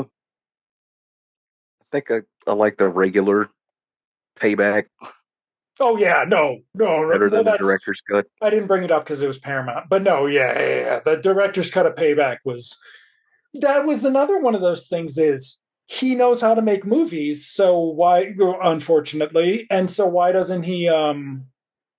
Why did we assume Brian Hegland was gonna have the better version? That was the one where director's cuts have sort of Yeah, some of them are just asked for a reason. it's like Sony started just adding cut scenes in without talking to anybody, and then other people started doing stuff like that, and then you had uncut comedy things, and you had uncut nudity thing. Oh, fucking! I remember I watched Gone in 60 Seconds with my mom, but we watched Mm-hmm. the uncut version. And Mm. there's just some scene where, I don't know, Giovanni Ribisi watches some girl in a window for 4 minutes so they can get the R.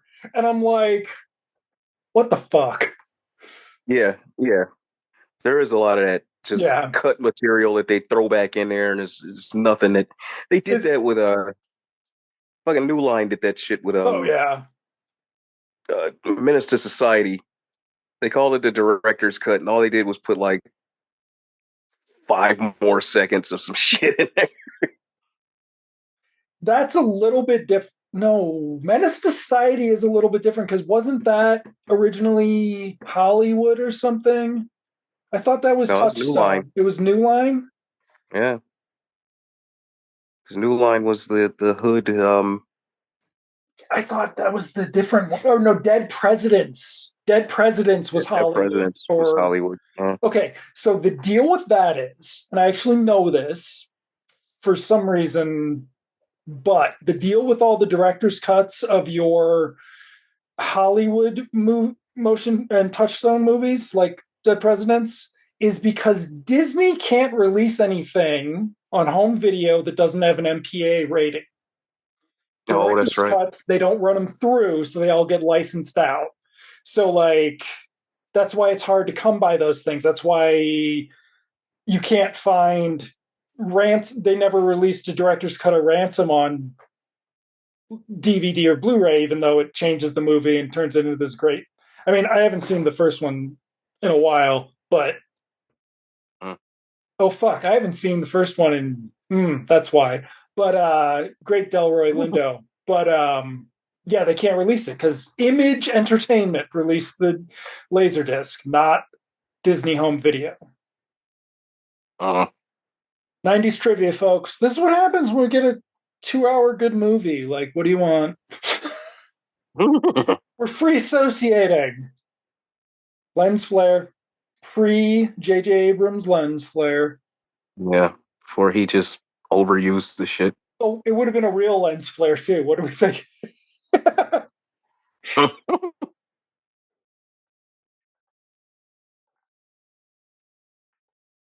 Wait, he blamed it on his wife too, right? Hmm. His story is that she was like, the reason it doesn't look like the movies you love, JJ, is because they had lens flares because they were shot on with cameras without electronic sensors. And so then he was like, I'll add lens flares to make it feel like a real movie. And then Oh he my God. did. Is Star Trek 2 the worst one? That's the worst one, is Into the Darkness, where the whole shot is a lens flare. It's really bad in the first one. Or yeah, was it that was it worse in the first one? And he cleaned it up a little in the second one.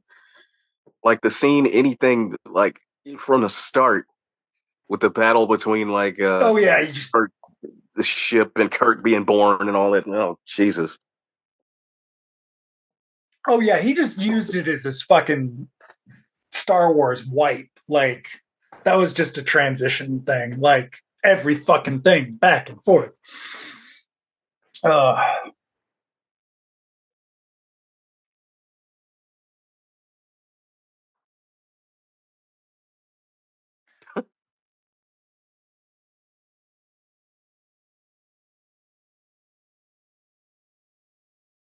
yeah, so in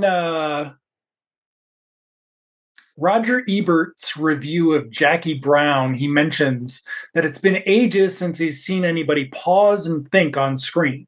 Because there's a scene where Sam Jackson figures out it's Jackie Brown and he thinks about it for a while. And I'm like, dude, they just he just did that. He just had to think about Mm-hmm. what to cut. It was like when people got really excited about Mad Max Fury Road, and I was like, Mm. oh, it's just people who haven't seen Fast and the Furious 5 and 6. Like, I'm sorry. Fast and the Furious 5 and 6 are transcendent action masterpieces from Jason whoever. What's his name? Um, Justin Lin. Justin Lin. Sorry. J names. Because there's also James Wan. But yeah, so Justin Lin, those two are fucking great. But that's why I thought Star Trek 3 was going to be good. Because I was like, oh, he's a Um, Star Trek fan and he's going to do a great. Idris Elba's in it. It's going to be great, everybody. yeah, they lost me at the whole another destruction of the Enterprise sequence. Like I couldn't take that shit. Oh, I thought we waited a little bit longer for that. So this is also pre American Pie and sort of post American Pie. You would have had a lot more bathroom humor. You would have had Oh that in yeah, your early. a You little more really jokey jibber jabber. jibber jabber, not as serious. Have we still not gotten to them talking yet? Jesus. Was this a Christmas movie or a Thanksgiving movie? Thought this came out like in the spring or the summer Did it? or late summer. It's Halle Berry, dude. She'll be fine.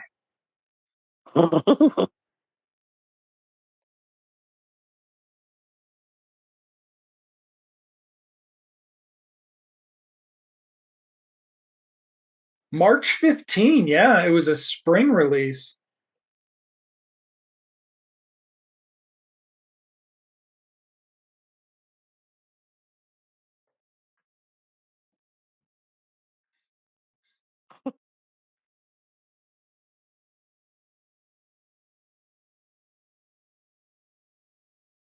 Did you ever see Flight Plan? The Jodie Foster missing kid on a plane thing? Yeah, How was tell you what, that? What? I liked I liked Red Eye better. Okay. Yeah, I liked Red Eye better. Same shit, just better.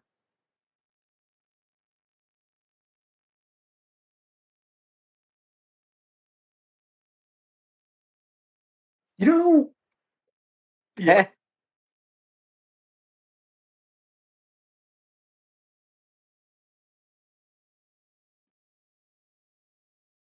Hello?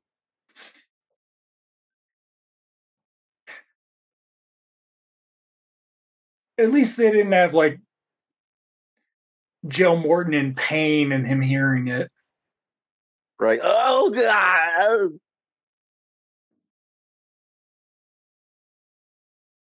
So I've still never seen any of David Suchet's Hercule Poirot adaptations, but I He's the have. guy, right? He's the guy, so he's the beloved comedic Hercule Poirot in I don't know No, is 48 he the episodes. is he the PBS Perot?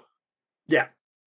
I don't Okay. know if I don't know if that's a BBC show or if it's a just one of the other British things, but yeah, he's the PBS Pro. And then product placement for USA Today. Right. USA Today was in every fucking movie until Right. 1999, probably. Like, They even had a futuristic one in Back to the Future too. uh,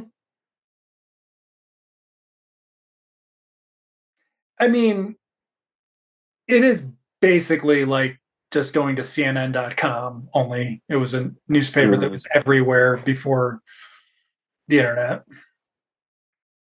Clark Kent might have read it in a phone booth, for example, no, which was already a problem in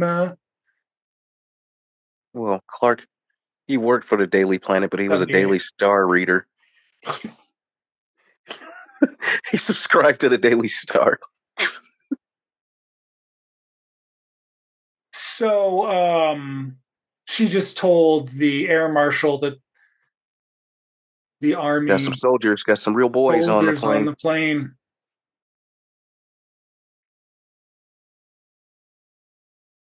This is another interesting way of doing control room. The control room's down there for this. We're just going to have our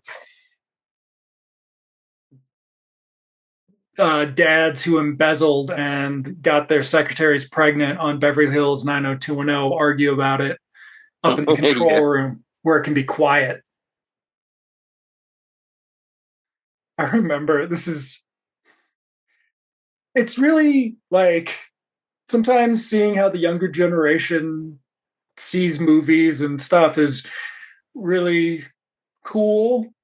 And sometimes it's seeing people be surprised that whispering leads to better performances. And I'm just like, yep, they figured that out in 1932. The only reason we stopped doing it is because, Netflix made some bad shows. Like, Yeah. What are these? oh What is man. water?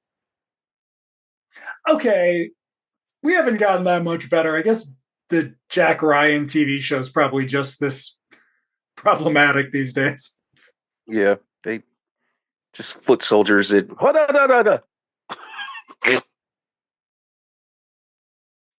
I'm trying to remember. Did it? Oh, the siege. That's right. Hmm. The Muslim terrorist '90s trope got to be such a um. They got to do the prestige version of it with the siege. Uh, We saw that, didn't we? I mean, I know I saw it. Did you? Did we see it? Or I don't know. Can't remember that one. okay, that's the Denzel Washington, Bruce Okay, Willis, Bruce Annette Willis, Bening. Nat Benning. Okay, yeah, I need to see Courage Under Fire again. I remember that being fucking great, but I don't know if that was a. It was fucking great in 1997. right. And then now, if you watch it, it's like, You're what just the? like, ooh, what the fuck? Oh, There's a lot of those now. oh man, fucking Hill Street Blues. Like Mm. Hill Street Blues already was bad because the first episode's about like the fighting poor black couple where the stepfather's sleeping with the daughter and they blame it on the daughter and the mom. Yeah, And it's just like, oh my God, dude. And then Charles Hayes, like, still super racist because they didn't yeah. know they weren't going to kill him.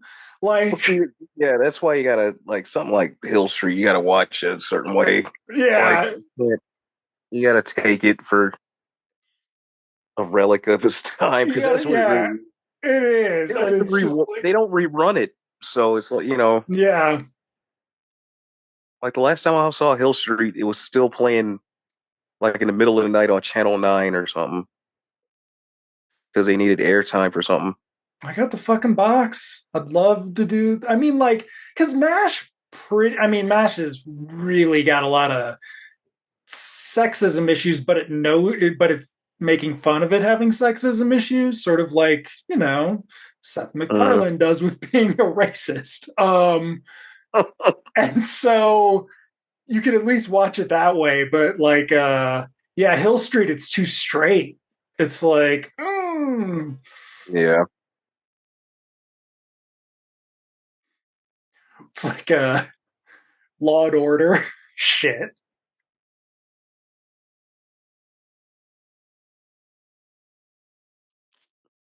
Oh shit, Jesse L. Martin is going to do a I'm a brilliant genius, but I hate people detective show. Hmm. So that should be cool. He finally gets to do one of those Huh. after basically legitimizing Flash for 9 Oh years. wow. Uh, can't believe that it's going off. They're finally ending it. They're wrapping it up.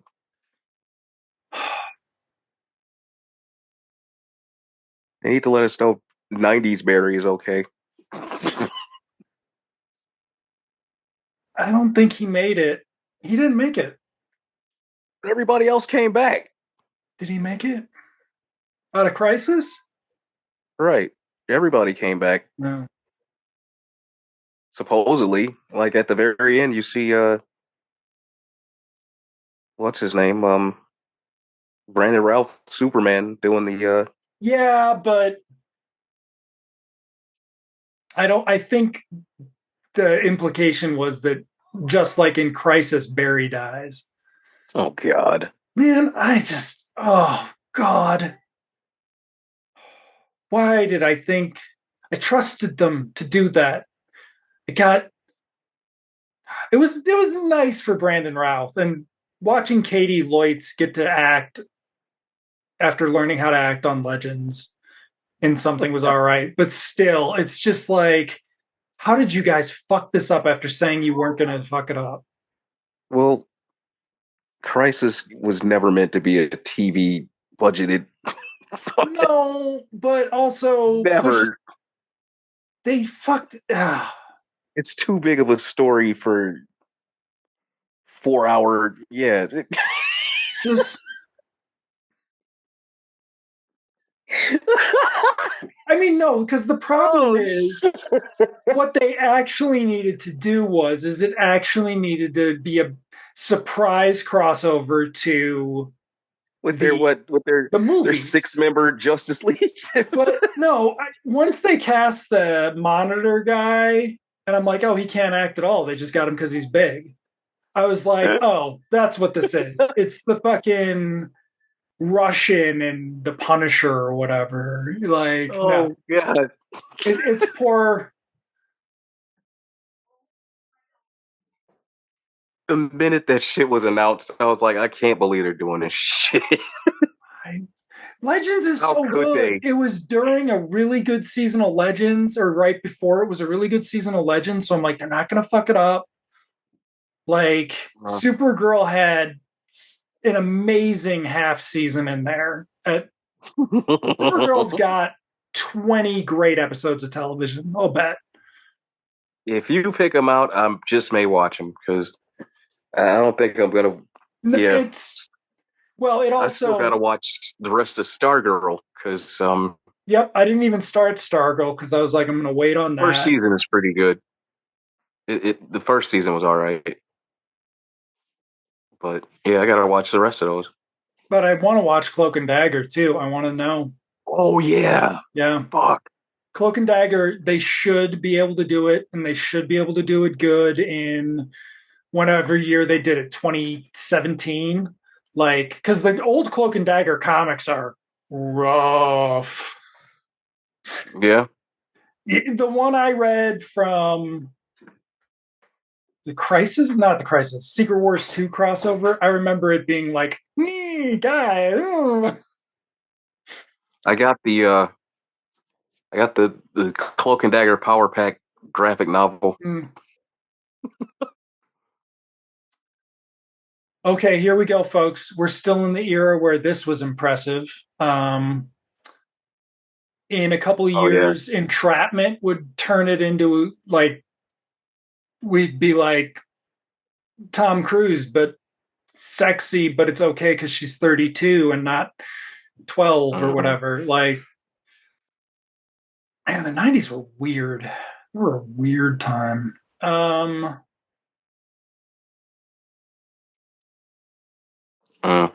So this is your Mission Impossible thing. How? Because this is pre Mission Impossible. No, 90.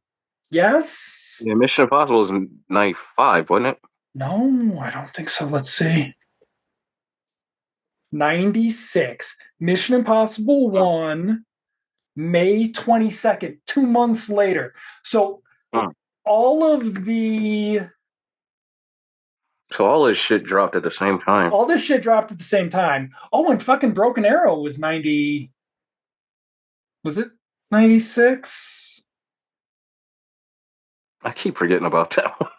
Broken Arrow was 96 too. Broken Arrow was. Come on, where's the fucking date, IMDb? This is really too much work. Still too much work, IMDb. February 9. So we went to go see Broken Arrow in February, this in March, and then Mission Impossible in May. That was Yeah. 96. It was Wow. every action movie in the fucking world in early 1996. So when did Twister come out? Oh shit. Summer. That JT Walsh. Yeah, they just got JT Walsh. Twister ages like shit. We talked about that last week. Yeah. Twister, May 10th. That's right. No, Twister opened opposite Mission Impossible.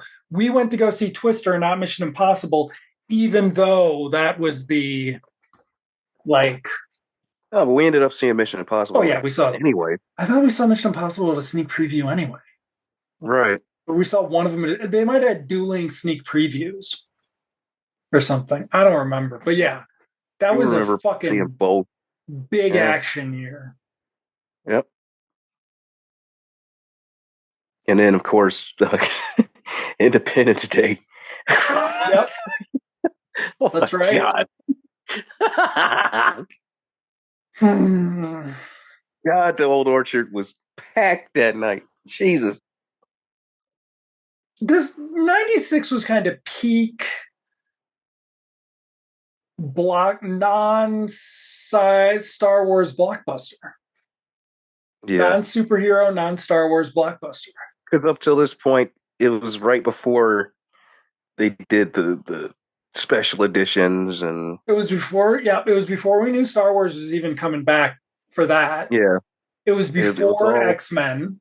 it was all the just the like people getting excited for something that wasn't a franchise. Yeah. Or could be a new franchise. Yeah.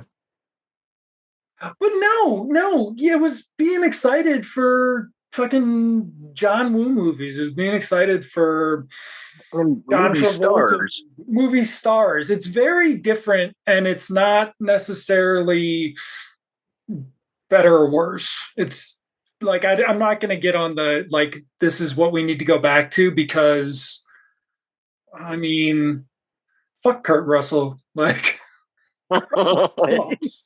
Like Chris Evans might be problematic, but he doesn't suck. Like Kurt Russell sucks. He's a net negative. So I don't know. But at the same time, we don't get something this well made anymore. Like this is shockingly well made. Again, why if you made a Star Trek movie with this level of like care, that'd be fucking awesome, but they didn't. Is that Barry Pepper?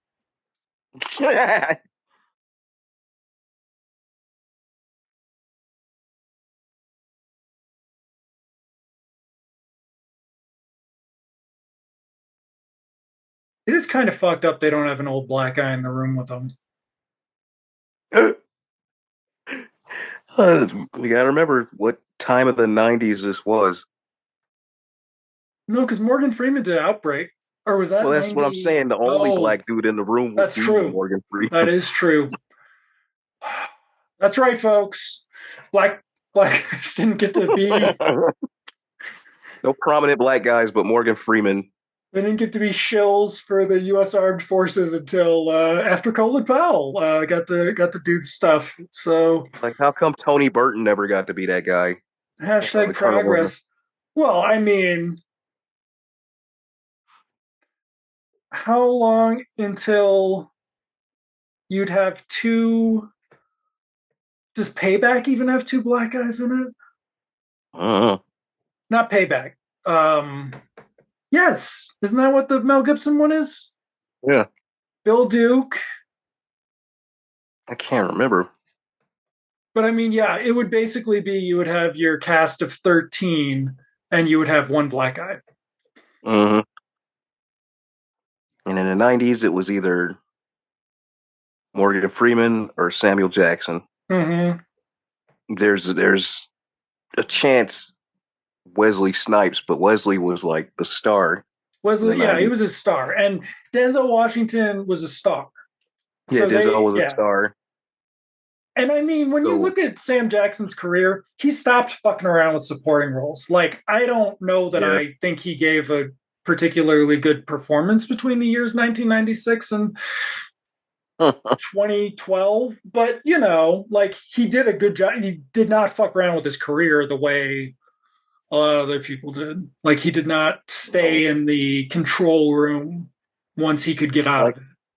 like honestly, Control Room, like Colonel Brother, should be somebody like it should have been like Garrett Morris And fucking great. or somebody. I Garrett mean, Moore. oh God, there's a sketch in the OJ show.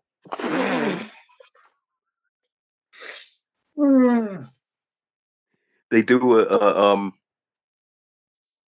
a trailer for Mandingo 2. That's all I'm gonna say. If you seek that shit out, you can't unsee the shit.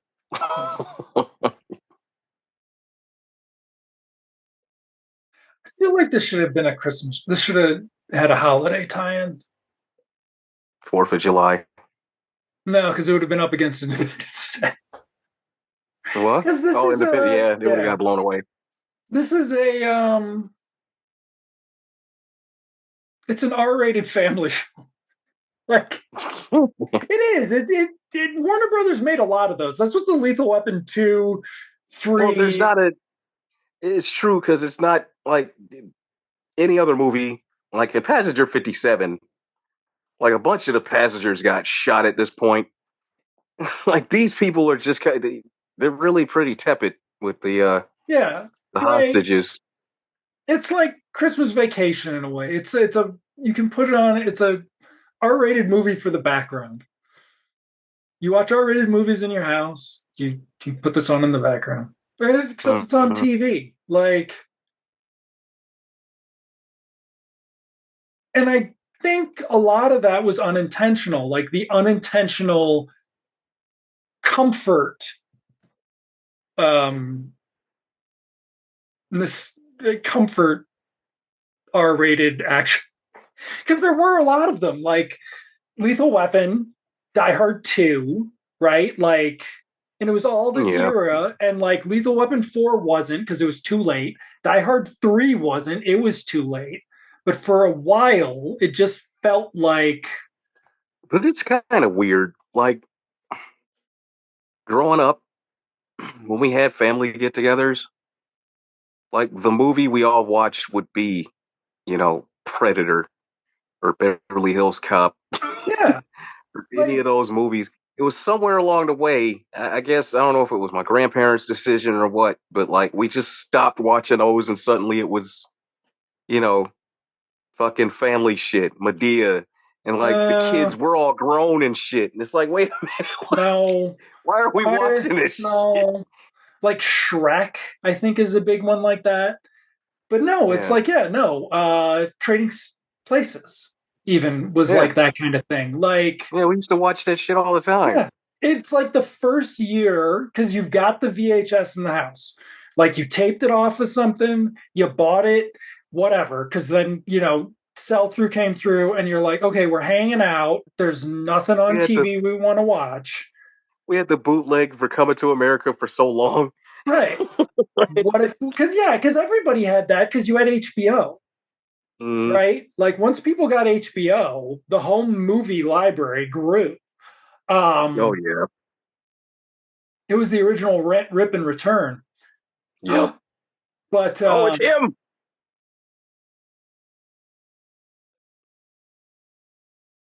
ah,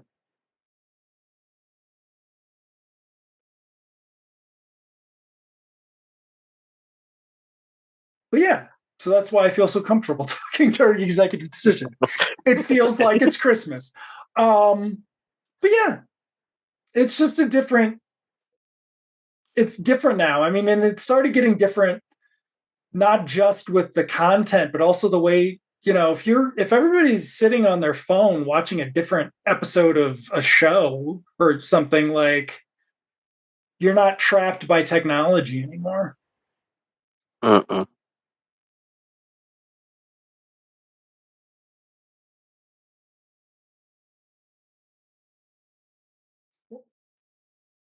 Oh shit.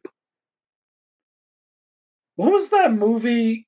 There was that finally some movie that let it get this one on the timer in the theater. Oh I can't remember what it was, but it was like around this. Was it Face Off or some shit? Like,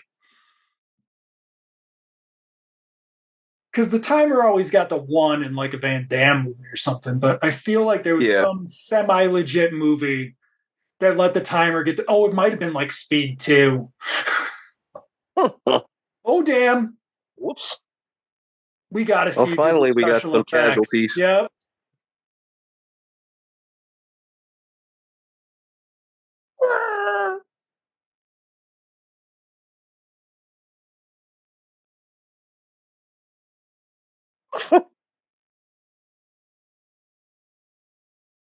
Whoops. Poor Joe Morton. Right? I mean, The fuck? couldn't they just have him hurt his leg or something?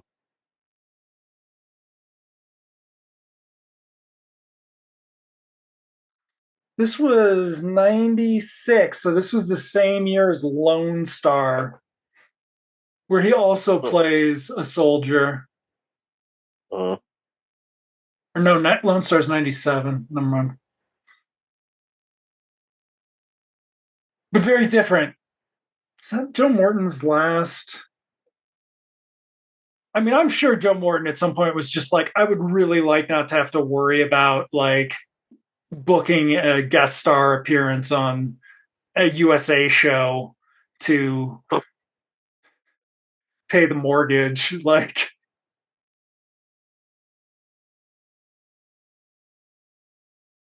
oh god.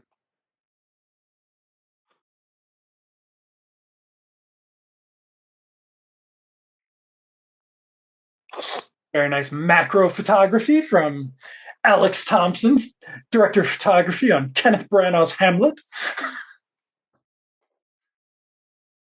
Okay, so now we're out of. Did I miss when we went to sort of nighttime or whatever? Or did we just get to nighttime? Well, it's always been sunsetish. Yeah, it's been. Wait, so how do the pilots get taken out? He's not dead. Oh.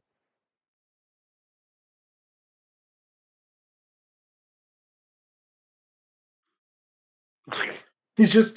This is. This was the other thing is doing Jason comes back to or Michael Myers wakes up Right. took The undying the villain. undying villain took legit movies until oh god, because Lethal Weapon didn't do that. Did Die Hard 2? But I mean, it took him a Mm. while. Yeah.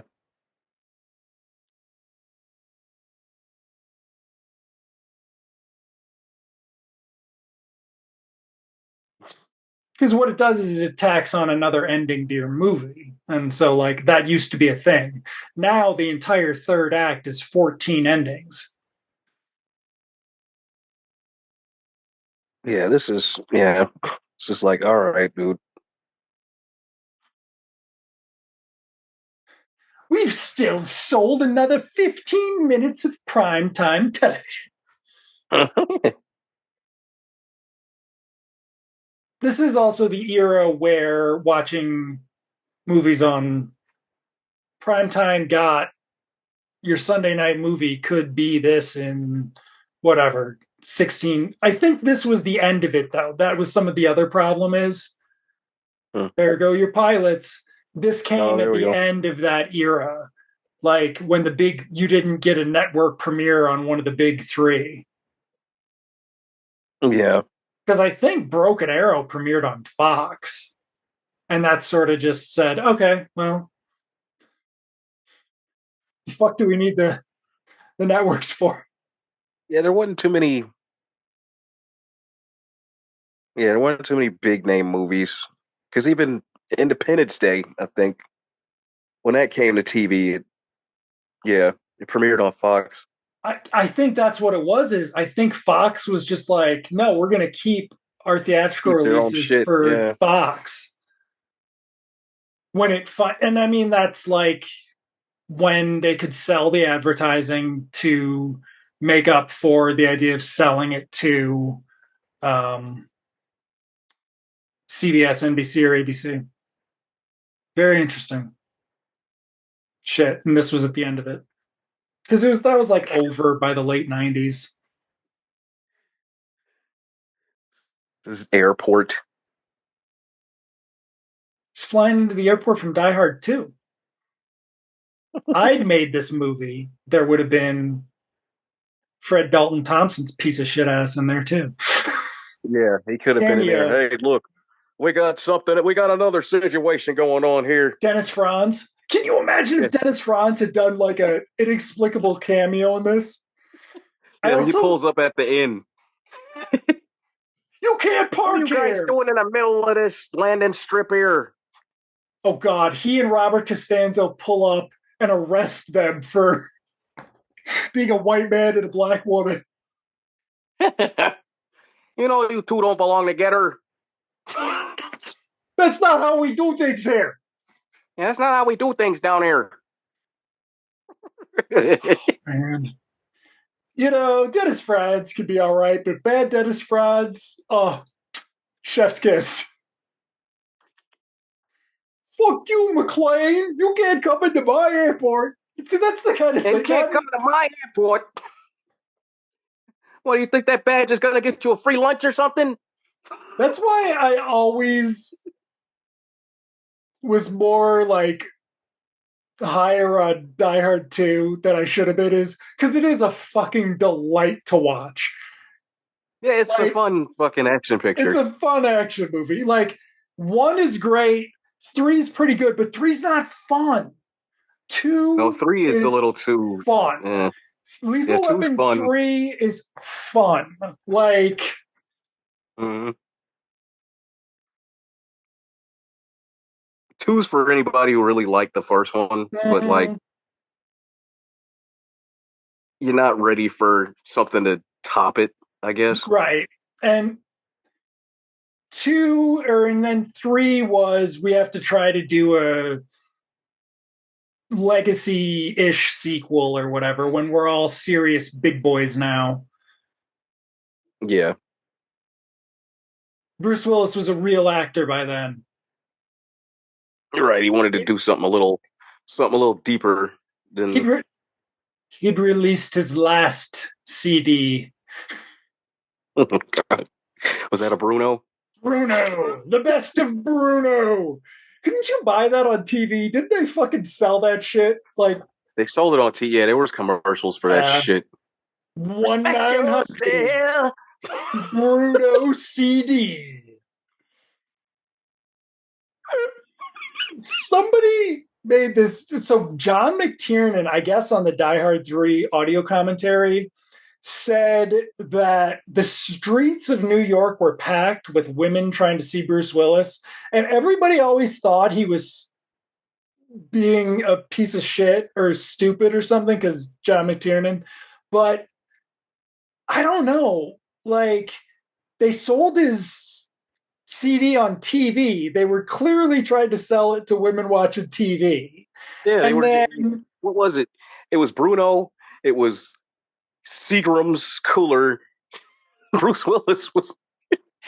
He was like the middle aged type fucking yeah, like like, because spokesperson. Uh, Mel Gibson was not a hard. He wasn't sold like that. He wasn't sold as a sex symbol like no, that by then. He was sold as a family man.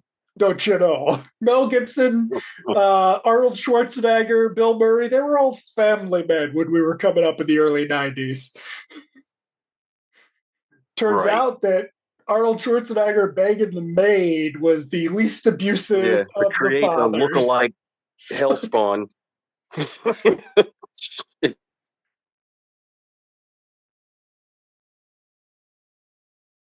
Oh, I feel like actually, what's the Patrick?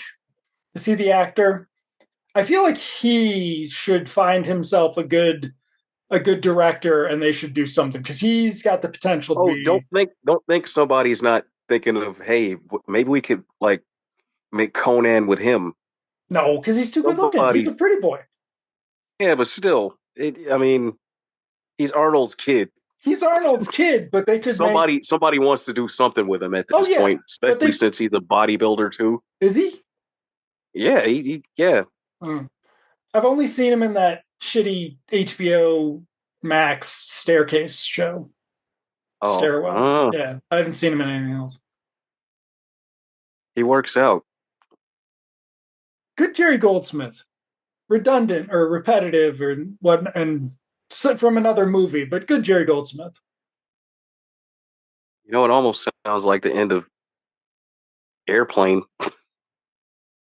No, because that was didn't they get Elmer Bernstein to do that? They might have. Yeah. Jerry Goldsmith could have done Airport 3.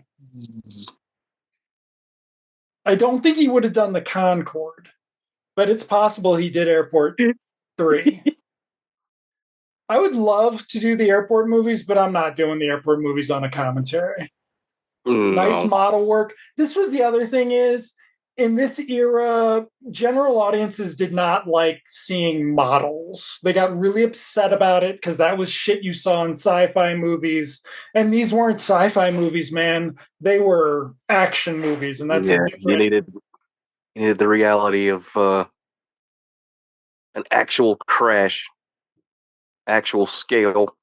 But instead, what you get is you get the It doesn't models. look bad. It doesn't look bad. It's because it's well cut. Like Yeah. these guys know it. That one's holding on too long, but that's nice. Holding on that poor plane. They really need to put a fucking visible steering wheel in it, or clouded the windows. Yeah, I can't wait to see who does the special effects on this one.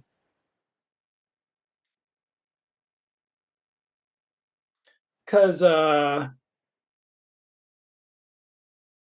ILM kept themselves busy between Return of the Jedi and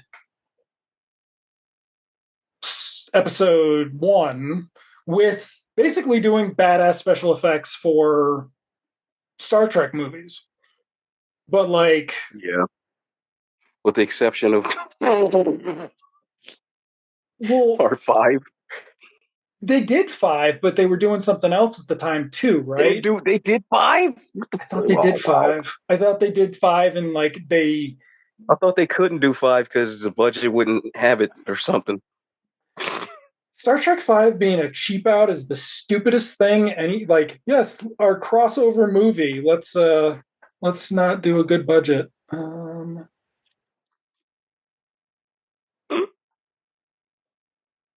Well, five was the Shatner, Yeah, and like just everything didn't go right for that like production.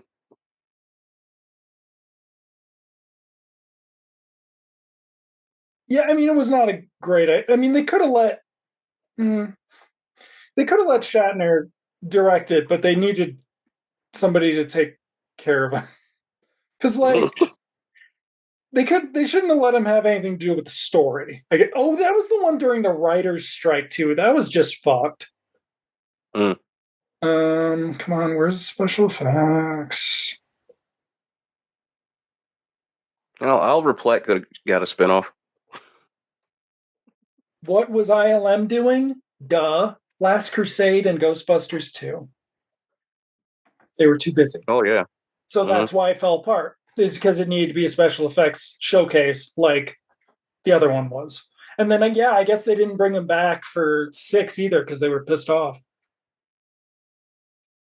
Well, six didn't. Six, they did well enough. Oh, no, it looked good. 6 was, Yeah, yeah, six. 6 was Six really fun. looked good. It's 2, still, to me, 5. still holds up. Oh, yeah. 5 has some good stuff in it too. Like some of the effects in 5 are fine. Some of them aren't, but some of them are fine. Yeah, some of the exterior ship stuff, Yeah, but then yeah. Then the interior. Okay, so he just got a salute. He's a civilian who just got saluted by real soldiers. He's the nerd who got the salute. So that was also a thing in probably starting in 1979 or something with a kid getting saluting somebody or something. Doesn't Toy Soldiers have saluting at the end? I don't like coffee. all right,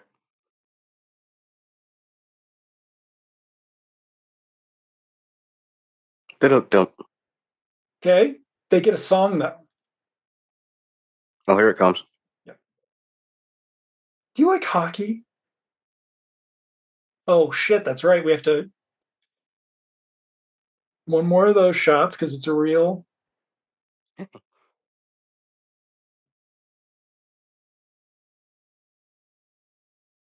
She only, Oh. she only likes baseball because at the time she was married to Dave Justice, They who just, treated her terribly, I believe. yeah.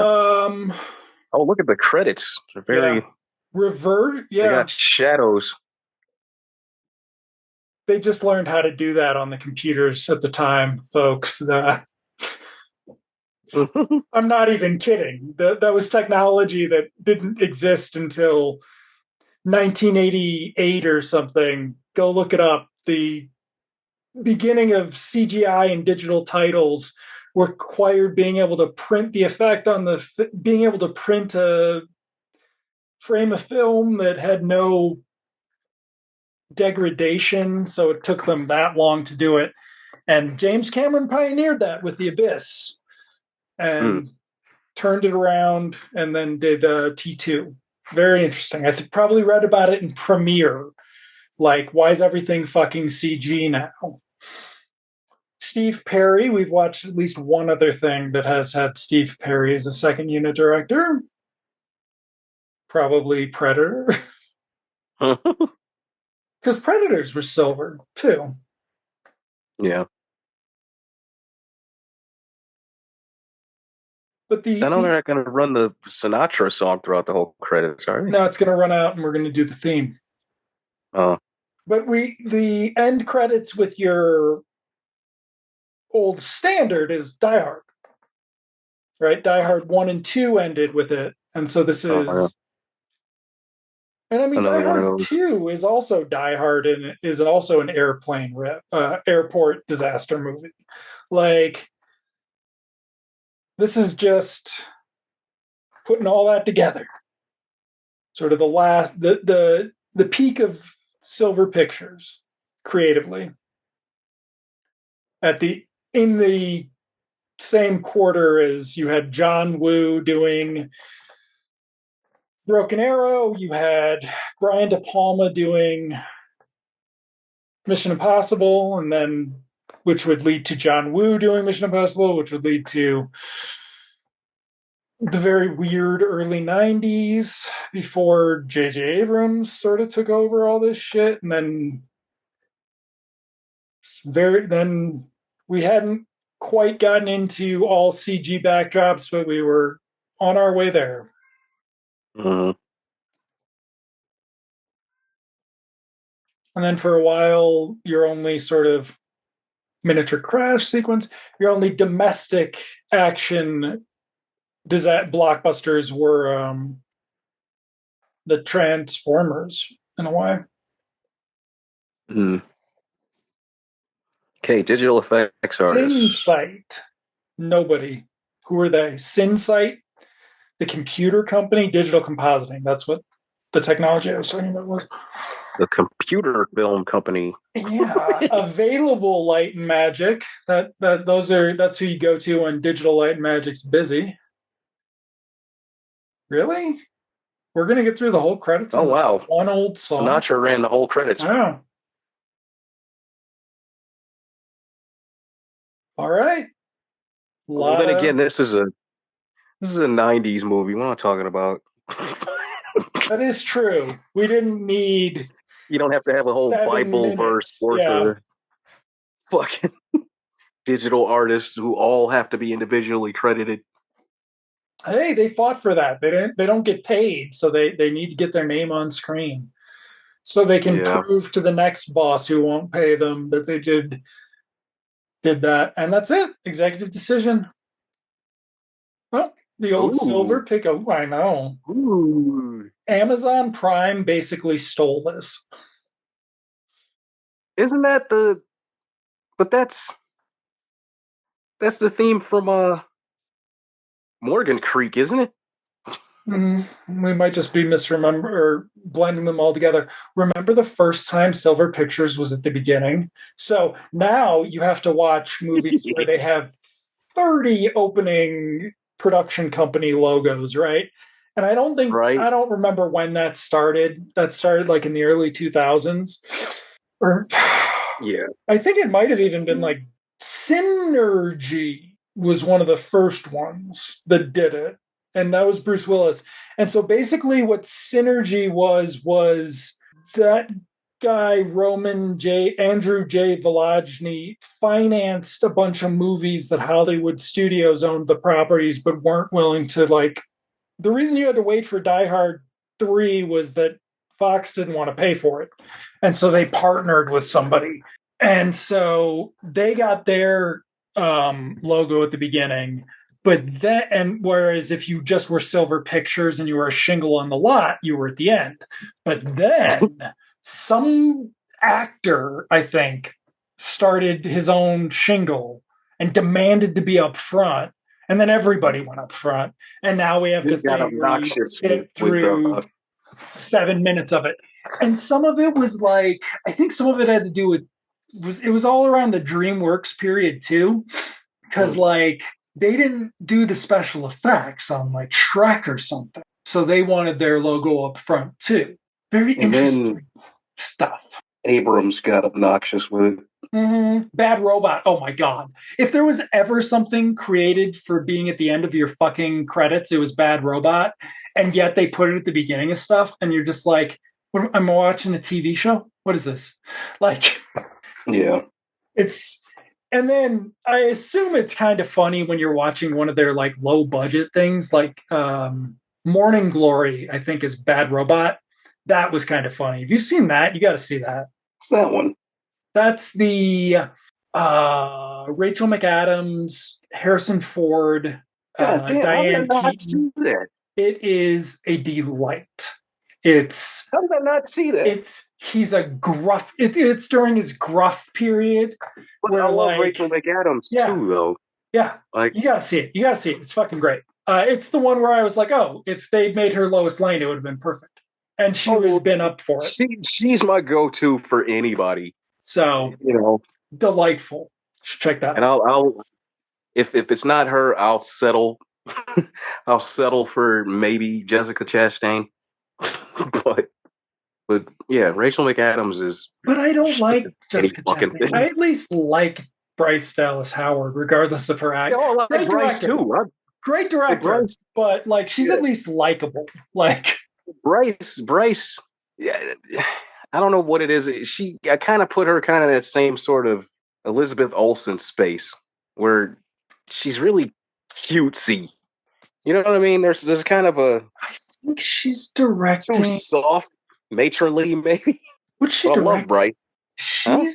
She's directing a reboot of because she Oh, that's actually right. yeah she was the first person to direct Mandalorian who actually did a good job, so it like really jumped out. Hmm. But no, she's directing. There is something she's got coming up. Or did they Can't think of already? Yeah, where? No, not that. No. But yeah, she was like it was really funny because she was like the first director, and somebody was the Star Wars bros were making nepo baby jokes, and then they watched that episode, and it was like, oh no, I got to shut up because she directs action movies like fucking Michael Mann or something like. Yeah, they really have to separate that whole because she grew up around the shit Right, and like she paid attention. There's a difference between, you she's know, taking advantage of the privilege she had and growing from it, right? Like, yeah, yeah. doing something with it and not just, Um, doing like a God, like a Miley Cyrus who just kind of, right. Like that's not what her I mean, regardless of whether her acting is that's not what her directing. Um yeah. she's doing the Flight of the Navigator remake. Oh God. Oh, Eh. whatever. It'll be fine.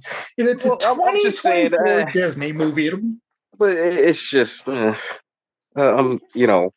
the end if of the it world. Nothing original is going to come out. It's going to be if they're terrible. not gonna, the least they could do is have somebody get Joe Johnston, somebody who really wants to, Eh, stop fucking with the Rocketeer and just give us a fucking, oh, you well, know, yeah.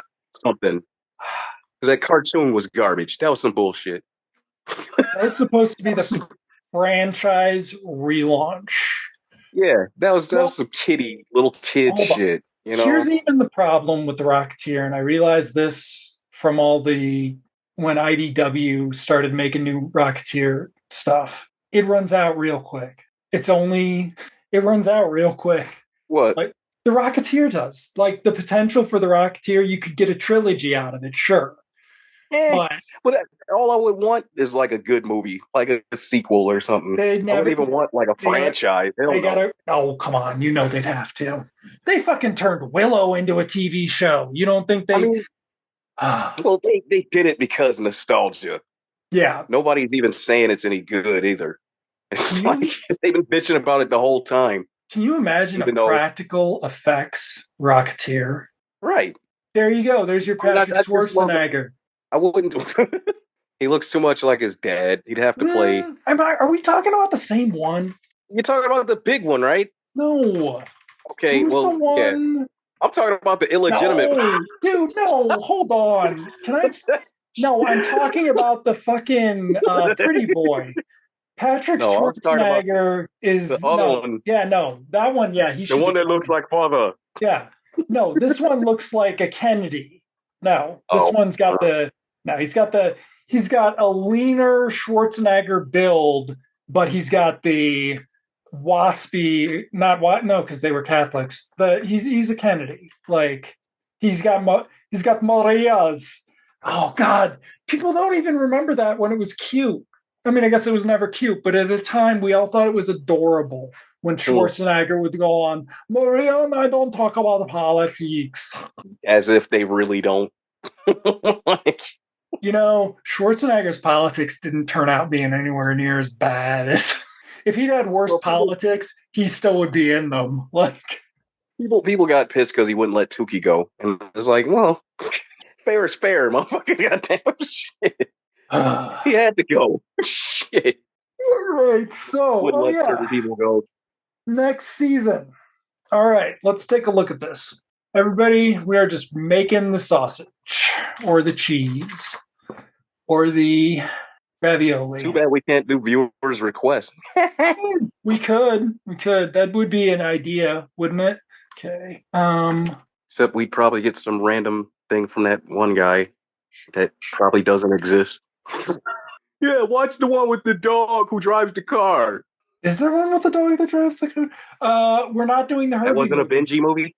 Oh, we could do the Benji movies. Those are only 74 minutes. I'm sure those would be big hits. Mm, Okay, so that we are going to do outstanding. We're going to do a little mini season to wrap up some outstanding business. So, Oh yeah. yeah, we're going to do Halloween Ends. We're going to do shit. Friday the 13th, the Paramount remake, the Platinum Dunes. Sorry, we're doing it. Yeah. What else? Oh, Now for that one, do we do original flavor or director's cut? we will do whichever one is on more available on streaming services. Mm-hmm. We will not be doing Fright Night remakes. I won't make you do that, but No, God, no. I am making you do AVPs. Yeah, So yeah. There's only two L's. there's only two of those. So if you would like us to do the Fright Night remake duology, the Halloween Rob Zombies, you can send us Yeah, put it in the $6,000. comments.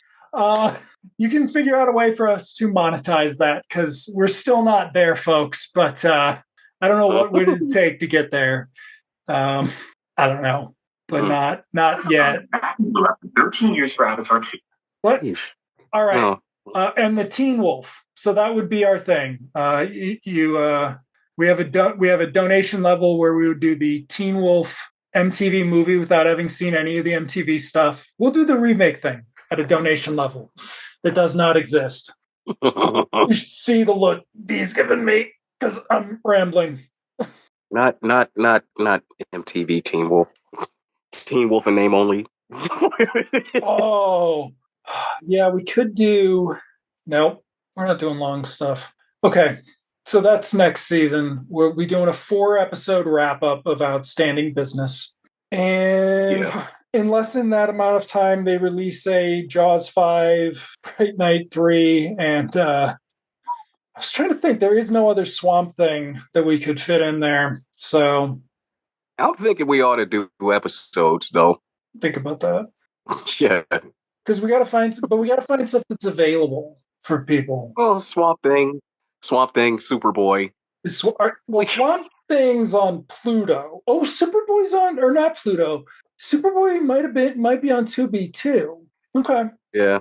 We could do, well, you know what we could do if we wanted to do superhero TV of the late 80s.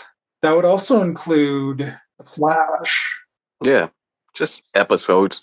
We could do that. We could do that's an idea. They're short. Okay. I mean, you know. So we're gonna wrap up old business, end of the Godfather type stuff for Aliens versus Predator. Though it's going to be a very awkward Aliens versus Predator one as I defend the idea that it's not that bad. Because what the fuck do you want out of a movie called Aliens versus Predator? A lot of Alien and Predator-ing. Right. And what's her face is a good lead. So there you go. Yeah, she's not bad in that. Yeah. And so then Friday 13th, I've seen it. I think it's terrible, but I don't remember it being particularly terrible. It's just kind of Jason runs.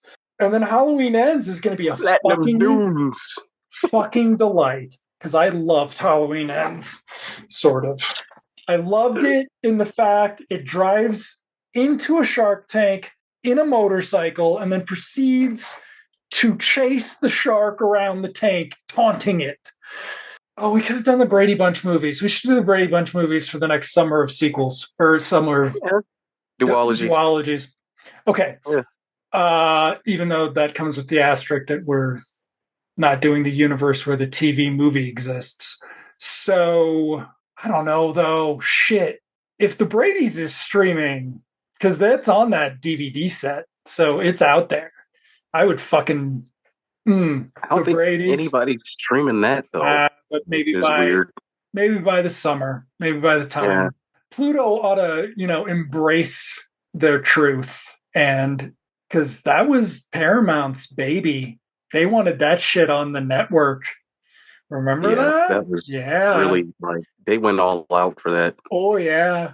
They were sure people wanted Marsha Brady drunk. They were sure you wanted 30 somethings Brady's. People who hadn't acted in 7 years and the last time was on a fucking Love Boat, all of a sudden doing late 80s, late night family soap. Drama, Oh, just drama. sisters, the Brady sisters. But that was a sitcom that they couldn't even do. The Brady's. Anyway, so yeah, maybe by summer Pluto will be streaming those, and I will feel like we could do that. But next time it will be Halloween Ends. Yes. So Yes. until then, the balcony is being cleaned.